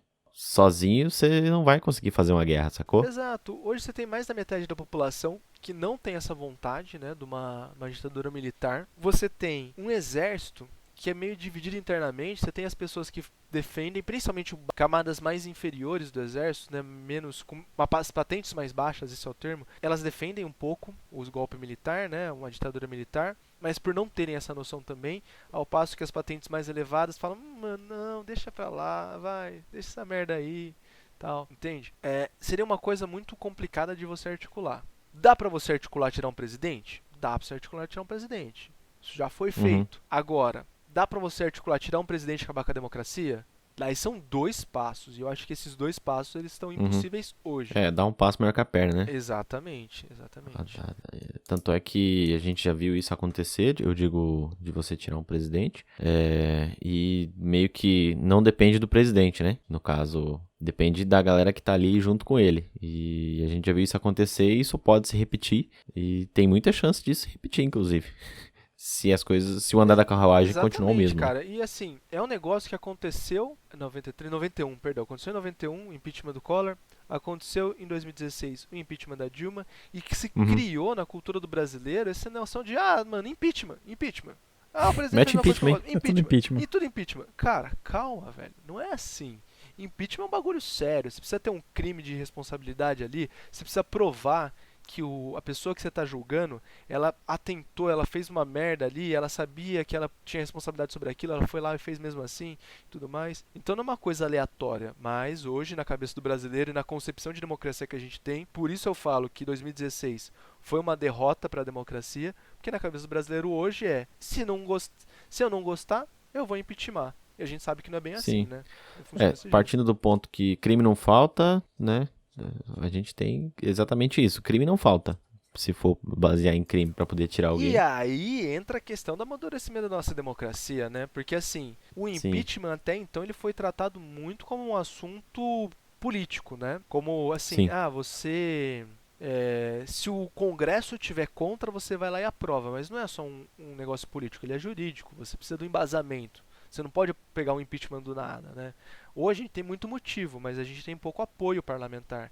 Então as duas coisas andam juntas. É um processo político, é um processo jurídico. Você tem que entender que existem motivos, mas quem julga também está envolvido num esquema político ali, entendeu? E existe, lógico, que a nossa democracia ela tem muitos problemas com a fisiologia, né? É uma democracia que você tem muitos partidos, muito é feito com base na negociação, com a troca de favor, troca de cargo, que é complicado por um lado também, né? Mas por outro a gente patina sem saber como consertar isso, para onde ir, que é bem difícil. Você acha que essa questão de ter muito partido ajuda ou atrapalha? Eu acho que atrapalha muito. Por quê? Na minha concepção de partido político, né? Eu faço parte de partido político e tudo mais, para deixar bem claro, né? Para também não ficar, para não parecer, para anunciar que eu sou parcial nesse assunto, né? Mas assim, partido político é uma coisa que depende de ideologia. Partido político ele só tem sentido se ele representa uma voz na sociedade, se ele representa um conjunto de ideias. E hoje a gente tem muito partido político que não representa nada, que é só um partido político de gente que está na elite, de gente que quer tempo de televisão, gente que quer utilizar da sua influência para conseguir privilégio, entende? Que é dinheiro. Exato. A gente tem muito partido político. Se você for contar os partidos políticos que têm ideologia de fato, ou que representam uma parcela da sociedade, eles são são poucos. São pouquíssimos, tá ligado? Tem muito partido político que não representa ninguém. Você tem partido político pequeno que representa uma parcela da sociedade, e você tem partido político grande que não representa nada, que é a pura manifestação da elite. E vale lembrar que política é um negócio, né? Querendo ou não. Você fazer política no Brasil é um negócio. É um negócio, cara, e assim, é complicado, porque é um negócio aqui, é um negócio, acho que em qualquer outra parte do mundo, onde você queira falar, vamos ter democracia, vamos dar voz aos outros grupos da sociedade. Aí vai se tornar um negócio, você vai ter que sempre negociar, você vai ter que saber quando você cede para depois você poder pedir.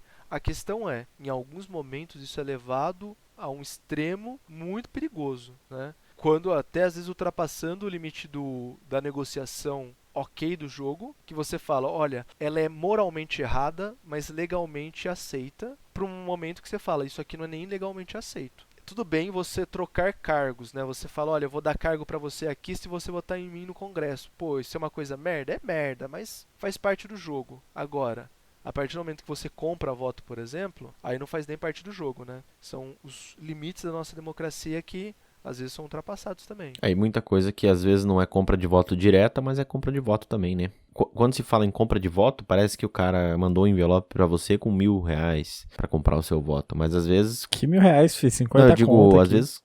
Assim, pra voto pra vereador, 50 pila, né? O cara já tá vendendo. Mas eu digo, compra de voto é você liberar dinheiro pra você conseguir fazer aquilo que você queria, como vereador, como governador, sei lá, garantindo o seu voto lá na frente, né? Isso também parte de uma compra de voto, na minha opinião. Cara, é muito complicado, velho. Eu acho hoje que a gente precisa fazer algum tipo de reforma sobre isso, urgentemente, mas precisa aprender a lidar também com a situação que a gente tem, né? Mas você acha que rola uma reforma, cara? Tipo, pelos próximos anos aí? Ou a gente vai demorar muito pra Uma poder ver reforma isso ainda? política, hoje eu acho que não. Hoje eu acho que não. Porque hoje a gente tem uma maioria de políticos no nossa composição de Congresso, por exemplo, que são representantes das camadas mais elevadas da sociedade, né? Dos pensamentos mais conservadores. Tem que esperar esses caras morrer então pra mudar? Ou... Não, eu vejo as coisas como cíclicas, cara. Eu acho que assim, tudo gera a reação contrária, né? Então nós vivemos um período onde o Brasil ele era muito mais progressista. E aí, todo esse progressismo manifestado no Congresso, manifestado nas mídias, manifestado no governo, fez também como que surgisse o sentimento de conservação. Então a parte da sociedade fala, putz, mas está mudando demais, eu não quero que fique. Queria que voltasse a, lembra da minha época, essas coisas, sabe? E aí, essa parte foi crescendo, foi ganhando apoio. Processo que a gente falou, né? Dos tiozão lá separado no churrasco, de repente começaram a ganhar voz nas redes sociais, começaram um a acúmulo manifestar, absurdo de ganhar coisa, né? apoio, pá, beleza.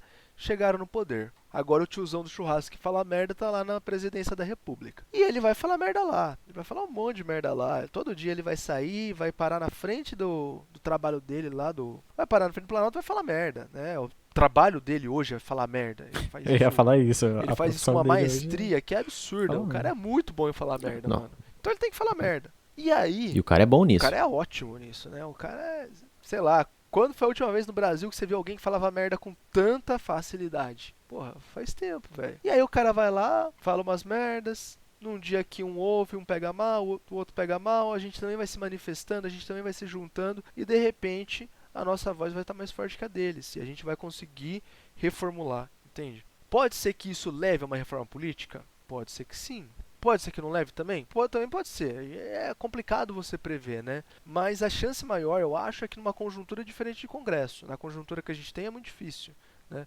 A gente vê que as próprias reformas que aconteceram no período recente, elas não foram reformas com ampliação de direitos, na verdade. Foram reformas de cerceamento de direitos. A reforma trabalhista, ela cerceou direitos dos trabalhadores. A reforma da Previdência, ela dificultou o acesso à Previdência. Né? A reforma do ensino médio, ela de certa maneira prejudicou o aluno do ensino público. Né? Então, assim, são todas reformas que elas foram aos poucos, elas representam esse ideal. Né? Elas foram aos poucos, não digo tirando direitos, mas foi dificultando o acesso a direitos da população, principalmente da população mais desfavorecida, e elas representam bem a ideologia de quem está lá. Então quem está lá dificilmente faria uma reforma pensando numa maior participação democrática ou em regras democráticas mais justas, né, mais igualitárias. Ou pensando em outra classe social que não seja dela, sim, né? Sim, sem ter um contraponto, né? Se for vantajoso pensar em outra classe social, eles vão pensar, vão fazer projetinho ali, projetinho cá, falar bem, não sei o que e tal, mas depois, numa sessão meio de urgência, Se der voto, né? só apoia pra aprovar uns bagulho estranho que zoa com a gente, né? De madrugada. De madrugada, uma votação que pouca gente é convidada, e de repente, não, deu quórum aqui do nada e vamos votar tal assunto. Pá, votou. E você acorda no outro dia e alguma lei mudou, tá ligado? O que acontece? Então, já era. Você dormiu, era assim, você acorda já é totalmente diferente. E acontece, né, também, fazer o quê? A gente tem que ficar esperto com essas coisas e tem que saber também pressionar, né? Tem que saber participar, tem que ter noção. Um exercício que eu sempre falo, né? Vamos ver de vocês se recordam quem foram os deputados federais e estaduais que vocês votaram na última eleição? Branco. Eu não não que lembro. o nome do cara era branco, eu votei branco. Tá, branco é mais fácil de lembrar, mas o Riff e o Hugo não lembra. Né? Que é uma coisa natural, na verdade, nossa, da gente não lembrar. Por quê? Porque a gente vota e esquece de acompanhar o mandato.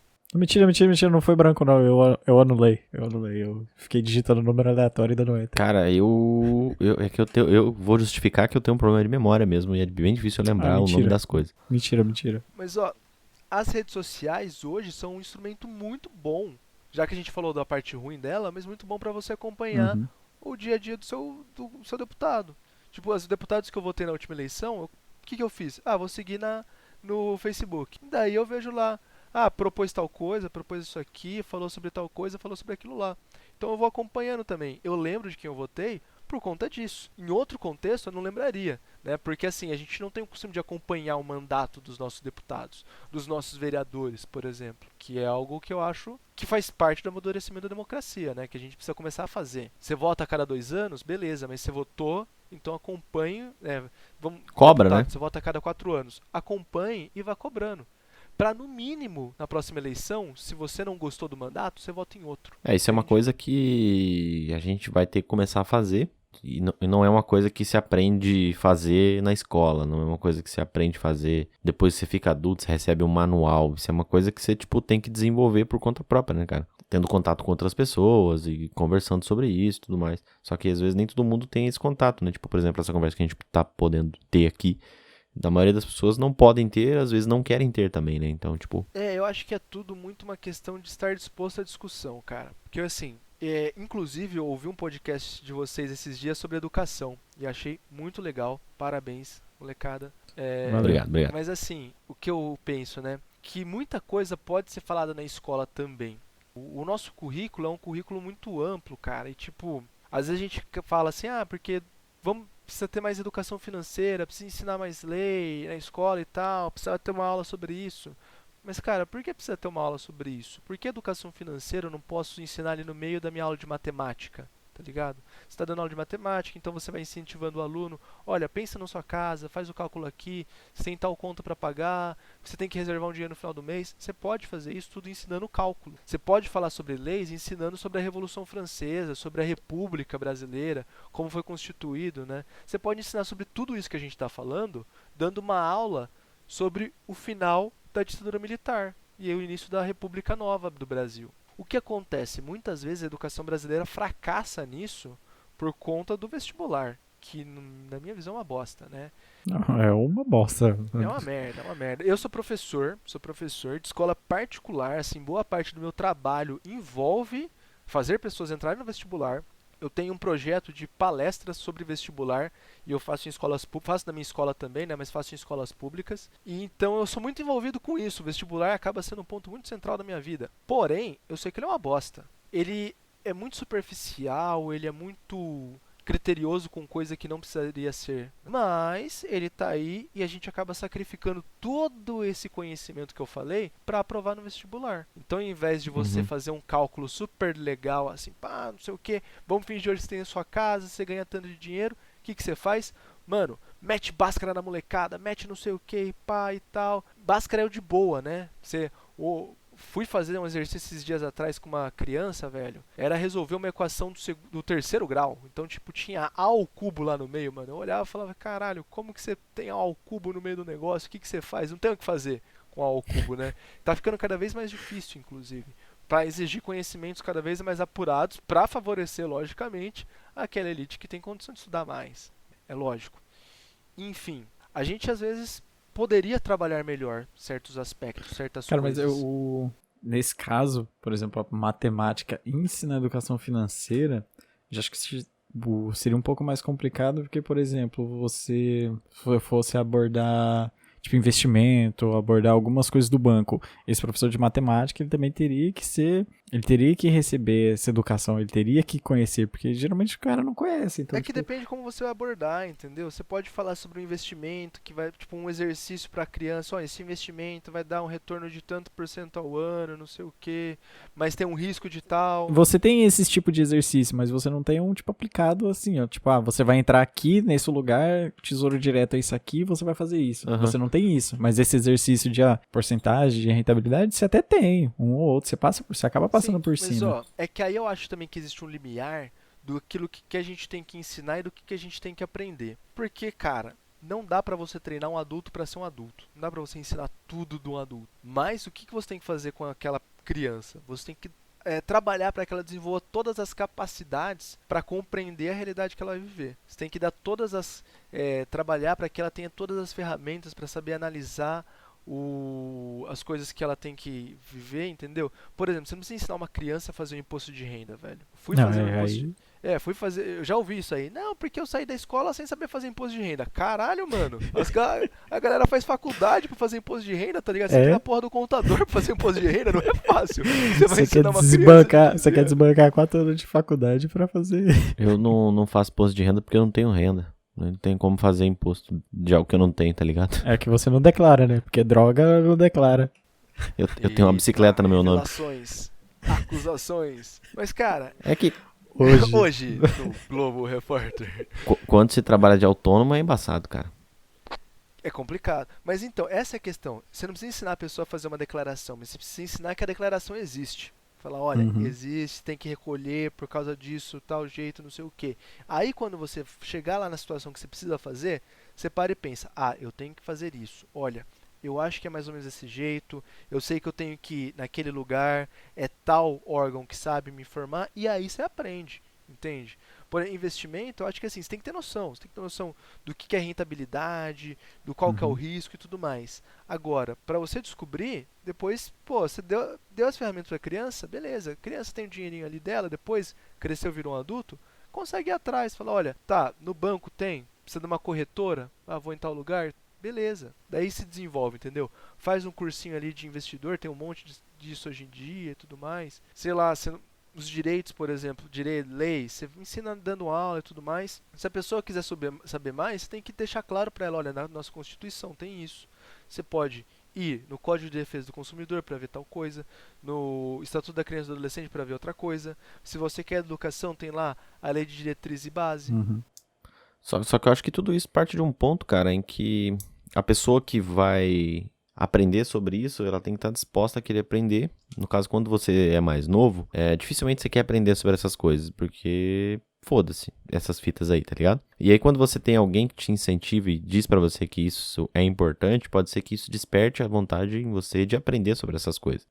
Aí que eu pego essas coisas, não somente essa questão da educação financeira, mas aprender sobre política, aprender sobre democracia, mas não o que você aprende na escola, o que você só vai aprender depois como adulto, a partir do momento que você se entende como cidadão e começa a conversar com pessoas a respeito disso, está aberto a diálogos para poder mudar a sua opinião, para poder ouvir a opinião dos outros. Tem gente que eu conheço, que cresceu junto comigo, tem a mesma educação que a minha, mas não está aberto a esse diálogo. E o que eu falo é que, tipo assim, aí a gente já começa a resumir a ideia meio que tudo parte da escola, né? A partir do que você tem um bom professor que te incentiva a buscar conhecimento, você consegue formar cidadãos mais conscientes, mais políticos e tudo mais, e isso também contribui para que a gente tenha uma democracia mais estabilizada e uma sociedade mais bem-sucedida, entre aspas.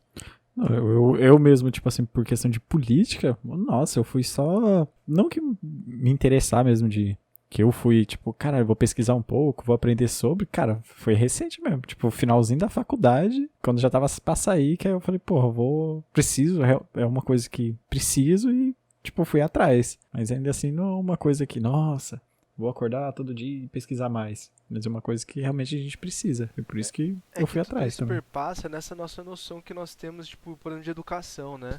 As pessoas acham, a educação vai salvar o mundo e não sei o que e tal. Tipo, a educação é muito importante, velho, mas ela sozinha não salva. A educação, ela serve pra quê? Pra desenvolver consciência, pra que você seja uma pessoa ali que tenha capacidade de entender as coisas ao seu redor, né? Que você seja uma pessoa que tenha capacidade de se adaptar, dependendo da situação que você tá vivendo ali. Agora, as pessoas veem educação porque elas já pensam, mercado de trabalho, isso aqui eu vou usar na vida para trabalhar. Elas pensam só como ferramenta de mobilidade social, que tipo, eu vou fazer uma faculdade e vou conseguir um trabalho melhor. Que não é assim também. Doce ilusão. Mas isso é meio que a educação não que a educação em si, mas ao longo do tempo, pelo menos antigamente, a educação ela servia para isso, para inserir você no mercado de trabalho. Hoje não é muito diferente, né? A educação tá aí para poder você passar no vestibular, para você conseguir passar numa boa faculdade, para você ter um bom emprego e ter um bom salário, sacou? Esse é meio que o resumo, assim. Mas meio que dentro desse processo, você precisa aprender a ser um ser humano também, né, cara? Pelo menos eu penso isso. Cara, é que é mais ou menos, é um misto de tudo isso, né? Porque a Não, eu sei, educação, tipo, não, claro que você, a partir você não tem que pensar em você pode trabalhar todos esses aspectos, só que o que é mais falado e o mais, entre aspas, visto é justamente essa ideia sim, sim. do, tipo, você precisa ter um bom emprego pra você ter uma casa, um carro, ter um bom casamento, filhos e lá. O sonho americano, né? Sim, American Dream. É que Aqui é minha opinião, um claro, né? negócio. Você não precisa concordar com o que eu tô falando. Lógico. É que assim, é um negócio que se coloca uma carga num lugar e você acaba sacrificando a função principal pra corresponder a essa expectativa que se tem, né? Então, tipo assim, você pega o ensino de história, eu vou falar da minha área, né?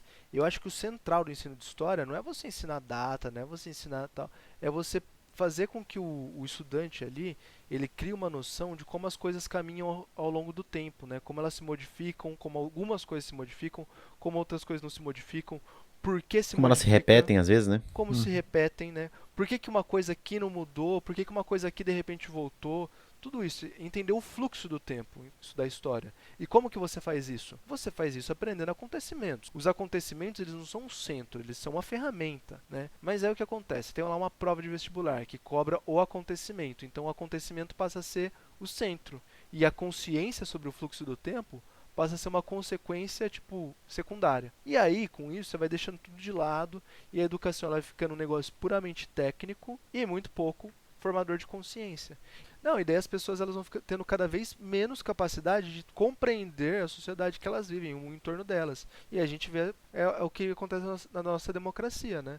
As pessoas elas têm pouca capacidade de entender o redor delas, né? Da democracia que está ao redor delas. Por quê? Porque elas são desde cedo focadas em coisas que prejudicam a formação dessa consciência. Porque, cara, eu tinha um ódio na escola porque você vai lá fazer ia fazer história. Cara, eu nunca gostei da história da escola porque, tipo, mano, você chegava na prova era o quê? Ah, o ano que aconteceu tal rolê. Mano, cara, pra lembrar de data e essas porra, mano, são um merda. Então, tipo, eu tinha que ficar decorando essas datas e associando com os números pra ver se eu aprendia, mas eu aprendi muito mais história não do Brasil, porque eu ia pesquisar as outras, que não, assim, a data eu passava por cima e foda-se, a data não é importante. Eu só ia olhar o que aconteceu, né, tipo, o evento em si, que eu não sei, eu acho que foi nessa linha que você quis comentar, que, tipo assim, é muito mais importante o evento do que a data em si. Data não... Mas tipo, você entender a importância do evento dentro daquele momento, dentro daquela lógica de tudo que ele representou pro tempo. E eu vou usar de novo o exemplo do fogo, cara. A gente pensa hoje, né? Eu lembro quando eu estudava história, às vezes eu via coisa e falava assim, mano, esse cara lá atrás era muito burro, né, mano? Como que eles não pensavam em tal coisa? Esse cara é burro pra caralho. Que nem o fogo, Tão mano. fácil, né, o cara? O fogo é uma Porra. coisa simples pra caralho, mano.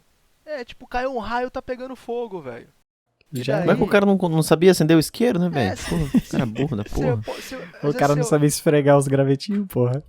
Filha da puta, a galera retardado. olha e fala assim, nossa, mano, ó, que esses caras são muito burros? Por que os caras comemoravam que tinha fogo, mano? Como que o cara nunca pensou em queimar uma carne ali, fazer um churrasco, pá? Só que assim, Não, o cara acendia um fogo e queria saber de dançar em volta. Porra, velho, sério mesmo.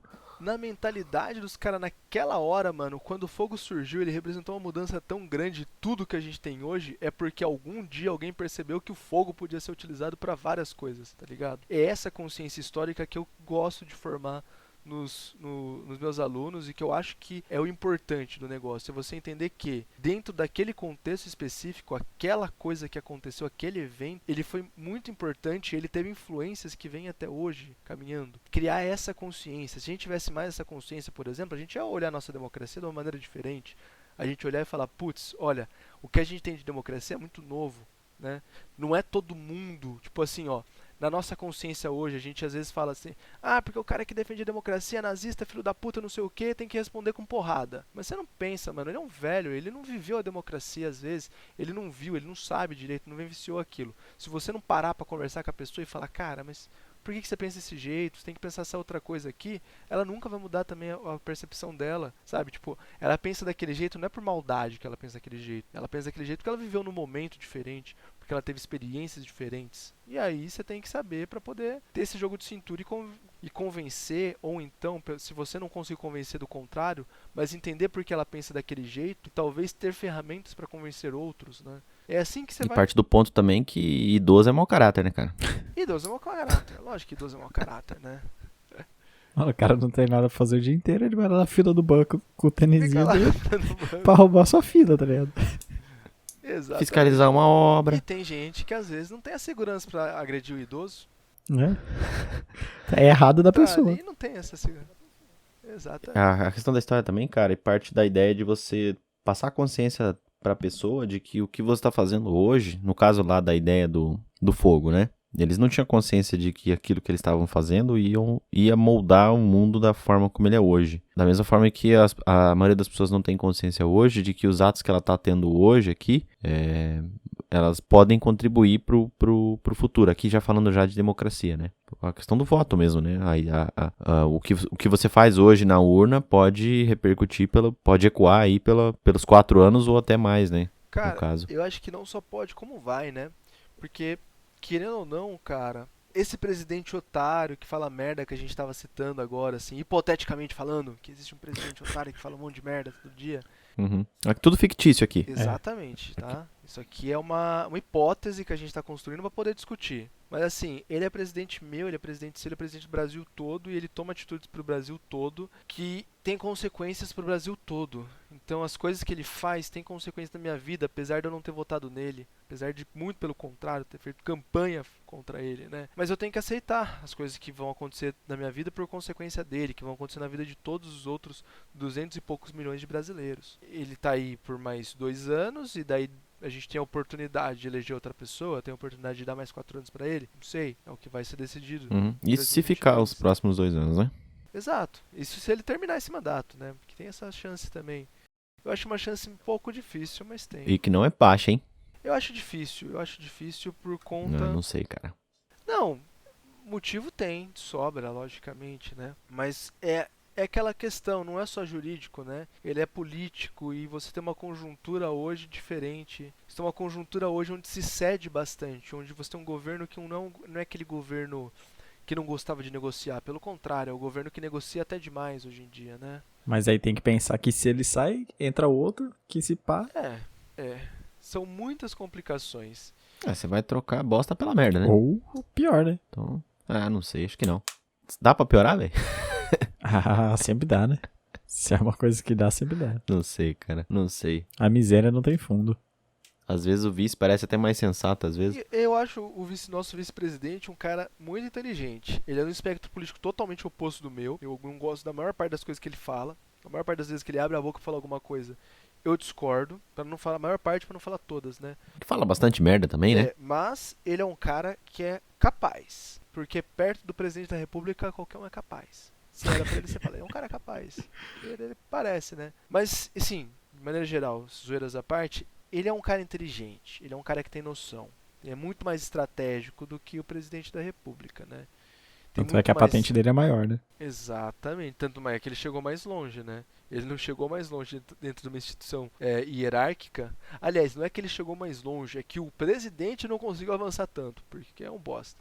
Mas assim, essa inteligência dele é uma inteligência pro mal e pro bem, né? Porque pode ser uma inteligência que vai prorrogar um projeto de país que eu acho que é um projeto fracassado, como pode servir para o cara tomar o poder e falar, não, peraí, a gente tá errando em alguns lugares e temos que acertar. Mas aí é só suposição, né? Sim. Filhotes da ditadura! Todos engordaram na ditadura! Mas falando em mudar o país, e se a gente tivesse outras formas de governo? Cara, uma coisa que eu gosto de discutir, e às vezes eu sou julgado muito por essa fala, mas a gente não tem que considerar a democracia como um conceito absoluto. É lógico que a gente assim, nós brasileiros tal, a democracia é o nosso regime, a gente gosta dele. Mas nós temos que entender que em outras partes do mundo existem outros regimes políticos e esses outros regimes políticos dão resultados. Então, para a gente debater um caminhar melhor do nosso regime político, é sempre bom a gente olhar outros, né? É o caso que eu citei da China. É sempre bom você, por exemplo, olhar a China, ver o que ela faz e saber e pensar se você pode ou não usar aqui. Isso aqui, ela faz isso aqui. Tá dando certo, tá dando resultado. Será que dá pra usar aqui no nosso regime? Adaptar, dá. né, cara? Mas não é aquela adaptação tipo, você transportou o modelo pra cá e usou. É aquela adaptação tipo, como que a gente pode usar aqui? Ou aquela adaptação que serve de inspiração, sabe? Tipo, olha, não dá pra fazer aquilo, mas dá pra fazer uma coisa parecida. Então, assim, outros regimes são totalmente possíveis, mas a gente tem que estar sempre pensando na construção deles, não na transposição. Uhum. Não é pegar uma coisa que tá lá Tá fora, dando certo funciona e lá jogar fora, aqui, então né? vamos colocar aqui. Entende? O que colabora também pra aquela ideia de que a gente tá tentando, né? Tá crescendo, tá evoluindo, né? E tudo mais. Então, tipo, é meio que normal passar por toda essa reviravolta que a gente tá passando agora e vai continuar passando pelos próximos anos aí. Até conseguir, tipo, ter um modelo, entre aspas, que a gente fale, ok, agora pode ser que começou a estabilizar, entendeu? É porque assim, ó, o Brasil, na maior parte da sua história, ele buscou muito copiar modelos de fora, né? Uhum. O Brasil, por Até exemplo, hoje, né? o Brasil a gente se tornou independente, o que a gente fez? Pegou a monarquia portuguesa, literalmente, porque o nosso primeiro imperador é um português que foi embora do Brasil para assumir o trono de Portugal, né? Então a gente transpôs a monarquia. Depois vamos montar uma república baseada no quê? Pegou o modelo dos Estados Unidos e pá, jogou aqui. Deu aquela desvirtuada, mas jogou aqui, entende? Então assim, ao longo dos séculos, a gente sempre que foi buscando aqui moldar, né, o Brasil, um regime político, a gente transpôs coisas e adaptou coisas em favor de grupos específicos, né? Querendo ou não, assim, que nem a Constituição de Dom Pedro, ela foi uma constituição baseada no modelo inglês do parlamento, né? Era um rei, mas tem um parlamento e tal, mas ele desvirtuou para ganhar poder. A Constituição, depois da República, ela foi baseada na Constituição dos Estados Unidos, mas também foi desvirtuada para o federalismo não funcionar da maneira como funciona lá, que é muito mais existe muito mais liberdade, autonomia regional, né? Então, assim, as coisas foram transpostas e adaptadas para favorecer alguém no Brasil. Tá na hora da gente olhar para fora e falar, não vamos pegar e copiar isso aqui, mas vamos bolar um sistema nosso. Vamos pegar o que está funcionando aqui, dar uma olhada no que está funcionando lá, como que a gente pode aplicar isso aqui, do outro lugar que também está funcionando, trazer para cá e ir adaptando e compondo uma coisa legal que funcione bem. O Brasil só vai funcionar quando a gente meter o anarquismo. Aí vai dar certo. Cara, que é uma Não coisa vai, válida cara. de se pensar, uma coisa válida de você olhar e entender, pô, mas o que é o anarquismo? Né? O anarquismo, a gente pensa como um negócio extremamente Caótico e meter fogo em tudo. Exato, mas, pô... É totalmente o contrário, né? Cara, é o que as pessoas sempre falam. Mas se todo mundo tiver consciência das coisas, não sei o que, né? Na minha cidade, vou falar aqui pra vocês, né? A gente tá vivendo um momento difícil agora, da pandemia, que na região aqui chegaram as cepas de Manaus e tal, tá todo mundo muito preocupado. E aí a prefeitura aqui da cidade, ela vacila muito em tomar medida, ela fica, tipo, tomando muito cuidado, sabe? Não quer se comprometer com ninguém, fica com muito medo de tomar atitude e tal. E daí sempre o discurso é jogando nas costas do povo. Porque a população tem que se conscientizar, porque a população... Gente, se a população fosse consciente, a gente não precisava de Estado, não precisava de prefeito, tá ligado? Se todo mundo soubesse o que tem que fazer o tempo todo e fosse fazer o correto, por que a gente vai ter um governo? Não precisa ter governo. Você tem governo porque você tem que garantir a ordem, porque tem gente que vai fazer o errado e tem que ter alguém lá pra falar, olha, você tá fazendo errado, então eu tô aqui pra impedir, eu tô aqui pra te responsabilizar sobre isso, né? Então, tipo assim, as pessoas que mais falam tem que se conscientizar, geralmente são as pessoas que menos gostam do anarquismo, que é o modelo onde as pessoas estão totalmente conscientes, né? Acho que existe uma comunidade só que teve no Brasil, né? A colônia de Sicília, Teve no Brasil, de 1890 a 94. É no Paraná, né? Foi no Paraná. Na Rússia brasileira? Na Rússia brasileira. Na terra de Palmeira, na cidade do Paraná. E funcionou 4 anos, só que aí não deu certo, né? Então tá errado sua teoria aí, cara. Não, mas ela não deu certo porque, tipo assim, era uma comunidadezinha pequena, a pobreza material, né? Eles não tinham tantos recursos e acabou caindo na miséria. Tinha muito polonês do lado, né? O catolicismo ali estava muito presente e eles ficavam forçando em cima, né, dos caras. Porque lá, no caso, religião, ninguém tem poder, não tem nada. E naquela época, né, a igreja só queria mandar em todo mundo. Meio que falhou miseravelmente lá. Mas tem um monumentinho lá. Só que tem uma cidade... Eu acho que em São Paulo tinha uma também, cara. A única comunidade na qual eu sou a favor é uma igual aquela do Osho lá, tá ligado? Oxe. Depois vocês dão uma pesquisada aí pra você ver. É uma galera que era a favor da vida e andar pelado. Rolou nos Estados Unidos lá. Aí o maluco era um puta de um vigarista e ficou, tipo, milionário com essa religião que ele inventou e essa comunidade aí. Aí no caso eu queria ser o Osho, né? Acho que... A outra que funciona é em Copenhague, na Dinamarca. Freetown Christiania. Ou só Christiania. Que é desde 1971, velho. Funciona lá. Só que tem, tipo, umas 1000 pessoas. É, tipo, pequenininho. Com 4 pessoas é fácil comunidadezinha. funcionar. 1000 pessoas, mas funciona, tá lá até hoje. Vivaço. Então, por exemplo, é um negócio que dá pra você olhar porque essas pessoas elas se organizam de alguma maneira pra tomar decisões dentro daquela sociedade, né? Se organizam em pequenos núcleos e tudo mais. Que é uma coisa pra você olhar e falar, será que na nossa sociedade isso não dá certo? Nós nos organizarmos também em pequenos núcleos pra tomar certas decisões, discutirmos certos temas sobre a nossa realidade, tipo comunidades de bairro ou conselhos e tal, né? São coisas que a gente pode olhar e a gente pode aplicar, independente do regime que é, né? Independente do sistema de organização que É, é. cara, porque uma coisa que eu acho que, tipo, por exemplo, pra você tá lá na presidência do país, mano, você pode ser basicamente qualquer pessoa, você não precisa nem ter ensino médio, tá ligado? Você pode estar lá. Não que isso seja algo ruim, mas eu aqui, na minha bolha, eu considero ruim pra caralho. Eu acho que no mínimo o cara tinha que ter um doutorado pra estar lá. Pode ser em qualquer coisa, mas... Não que vale alguma coisa, mas pelo menos é uma pessoa, tipo... Como vou dizer Fazer um isso? vestibular aí? Pro presidente? É, Você acha? então, eu acho que Vestibular não, pra cara. presidente. Porque eu já vi muito doutor idiota, velho. Cara com certificado de doutorado com a ideia mais idiota do mundo. Eu já vi muito por aí. É, que passei de alta não precisa do doutorado. Aquele né? Mas- divulgador da Terra plana no Brasil, ele tem doutorado, pô. Não, tem um monte, mas, porra, pra fazer bosta Não, mas eu precisa de entendi o que muito, você né? quis dizer. Eu entendi o que você quis dizer. Mas não sei, cara. Eu acho que a gente tinha que fazer uma prova de resistência igual do Faustão, o que você acha? Fall Guys. Se ele passar, É fazer o Fall ele Guys ganha. do presidente. Hoje Coloca na todo mundo lá pra quarentena, correr. Se ele passar, a presidência é dele. Já que não dá pra fazer a Olimpíada do Faustão, você coloca 40 candidatos, 60 candidatos no Fall Guys. Quem ganhar leva a presidência.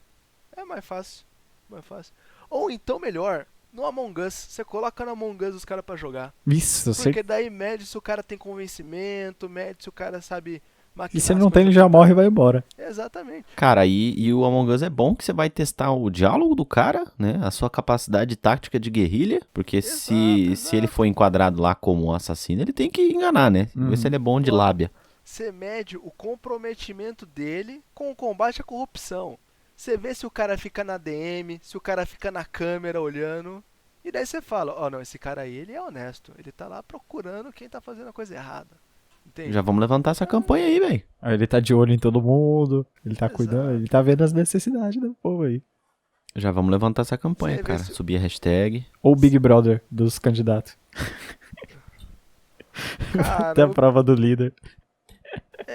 o Big Brother tá dando muito problema recentemente. Eu tenho medo dos candidatos a presidente, eles causarem algumas polêmicas. Não sei se confronto físico. Não, tem que sair no soco e vai embora. Sair no soco e vai embora. Ah, mas aí seria divertido, Tem hein? gente se quebrando lá dentro, né? Assim, o cara esses dias atrás capotou sozinho. Mano, o maluco arrebentou o pé. E daí foram lá, atenderam e falaram, olha, o seu dedo tá quebrado, talvez você tenha que fazer cirurgia, mas fica aí. Beleza, você quer ficar? Fica aí. Não deram uma muleta pro maluco, não deram uma cadeira de roda pro maluco. O maluco tá lá mancando pela casa até hoje, tá ligado? Mas Caralho, falar do velho, que confronto errado. físico, cara, eu queria ver uma galera sair na mão aí, hein? Uns Do candidatos quê? a presidente pra sair na mão Nossa, aí. ia ser da hora demais. Isso vale um tema do podcast futuro aí. Rinha de presidente?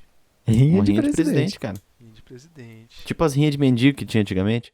E tipo SmackDown, que o vice fica lá na cordinha que você pode chamar ele também pro pau, tá ligado? Você pode trocar, você bate na mão dele lá. É, você bate na mão dele e ele encosta no bagulho também. Pra descer o aço. Bota aí, cara, dá pra gente fazer isso aí dentro de uma comunidade. Mano. Dá pra gente lançar aí uma comunidade assim. Rinha de presidente. Cadê aquela galera, a galera que fez o joguinho do que tinha o Jesus Cristo lá, de porrada? Fazer de presidente, Eu velho. conheço um dos filósofos, o Philosophighter. Tinha o de físico, velho. Cara, o de físico era muito da hora, 32 bits. Puta, mas eu não lembro o nome não. Street físico.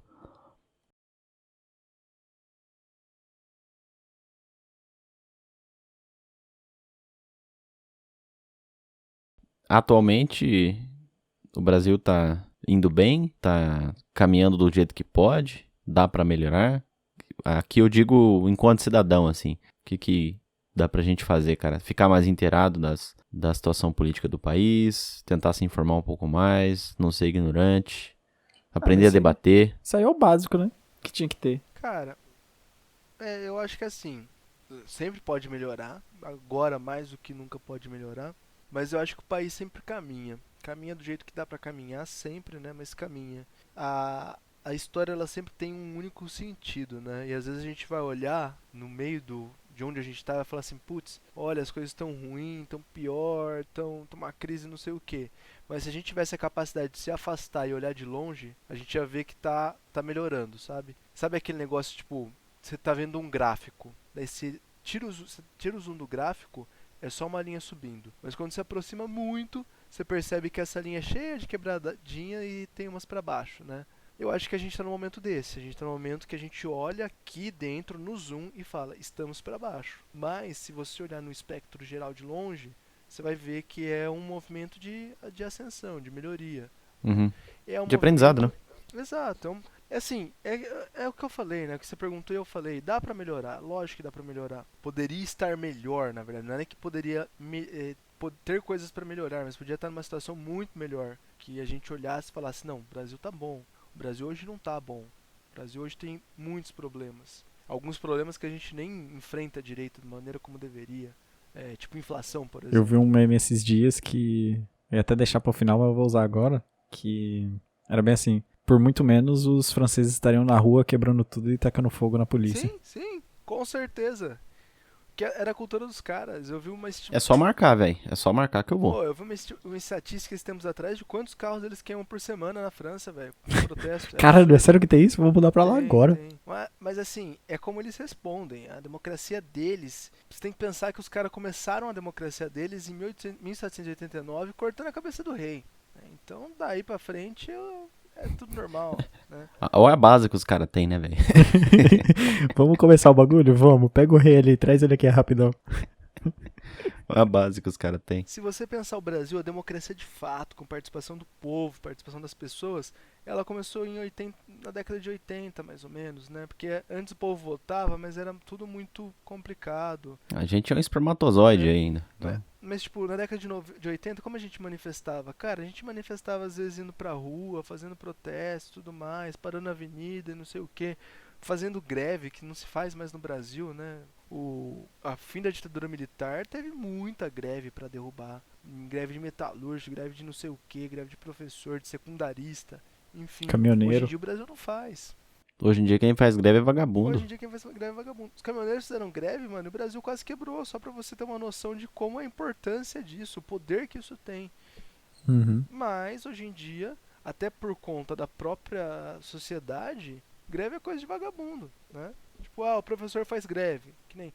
Outro caso que eu tô pegando aqui da minha realidade, né? Tá tendo muito movimento de professores, né, do sindicato e tal, por conta das aulas presenciais e vacinação. E uma das reivindicações é, nós vamos fazer greve e nós só vamos dar aulas presenciais quando formos vacinados. Mas no movimento de adiantar a vacinação de professores, né, e profissionais da educação. Uhum. E aí tem muita gente que olha e fala, professor é grevista lá vagabundo, ó. Professores mesmo, pessoas que trabalham com educação, olham e falam, é vagabundo, não quer trabalhar, não quer voltar pra escola, não sei o que, não fez nada ano passado, não quer fazer de novo. Só que se conseguissem essa vacinação, a pessoa ia lá tomar, tá ligado? A vacina. Então, tipo, Ela ia usufruir, é um né? vagabundo a hora que tá parado, mas quando conquistou, foda-se, eu vou usufruir também. Exatamente. Vai usufruir. Exatamente.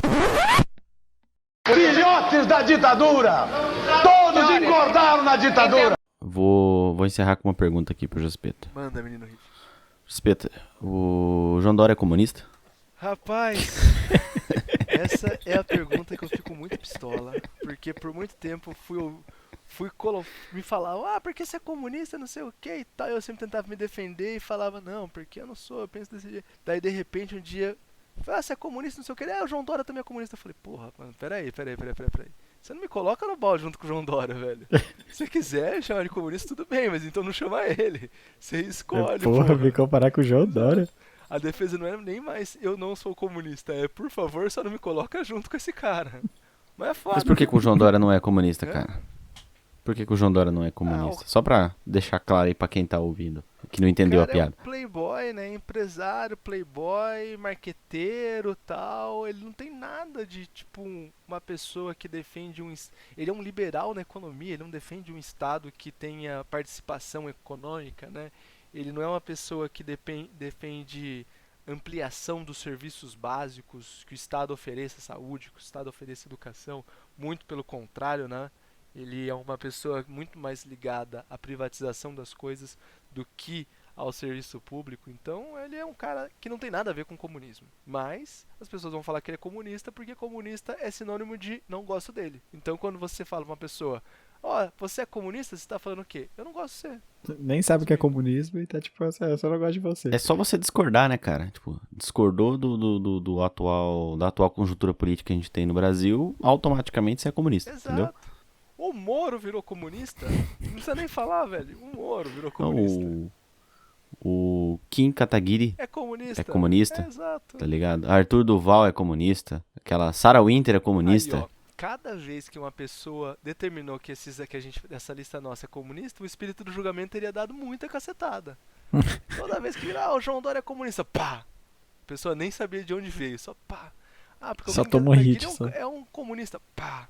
É isso. Cara, isso daí um excelente episódio de Black Mirror, hein? É a necessidade, é o que a gente precisa. Não é o que a gente merece, mas é o que a gente Não, a precisa. gente pega e implanta o chip. Aí o chip dá um choque no cara. O chip comunista? É um chip comunista, obviamente. O chip do 5G. A gente transmite tudo pelo 5G. O chip 5G comunista aplicado pelas injeções. 5G, Sabe maluco. o que é foda, Tomando velho? A gente seu tá falando cu. isso dando risada, mas dá pra você montar um puta plano que com certeza você jogaria no WhatsApp e as pessoas acreditariam. E eu vou falar, mano, que porque Não, é elas- real mesmo. A gente comenta isso, acho que num dos primeiros episódios, a gente falando de fake news. E a gente comenta alguns casos e, mano, Às é vezes eu real, fico velho. muito tentado, cara, mas eu fico pensando a quantidade de porcaria que eu posso criar, tá ligado? Aí eu desisto. Filhotes da ditadura! Todos engordaram na ditadura! Vamos ver com o Jaspeto, o vulgo Rafael, o vulgo Qual que é Baratinha, o- o vulgo... Qual que é seu recado final, Jospeta? Cara, Se você falar que é busca em conhecimento, eu vou te dar um socão, juro. não. Mas sempre é busca em conhecimento. É velho. sempre Ó, não busca em liga, pode falar aí. conhecimento, cara. Em resumo, vai ser busca em conhecimento, quer ver? Não, eu vou falar outra frase célebre do ET Bilu então. Porque quando perguntam busca conhecimento e tal, ele fala, mas como? Ele diga, vai como, né? Ele fala, vai de carro. Então, meu recado é que vai de carro atrás do conhecimento. Escapou bem dessa, parabéns, cara. Essa foi, porra, essa eu não esperava. Então é isso, a gente vai ficando por aqui e eu vou ali beber um suco de caju com maracujá. Obrigado, eu vou ali beber uma água. Falou. Hoje eu tô fitness, vou beber um copo de milkshake. Milkshake? É, ué.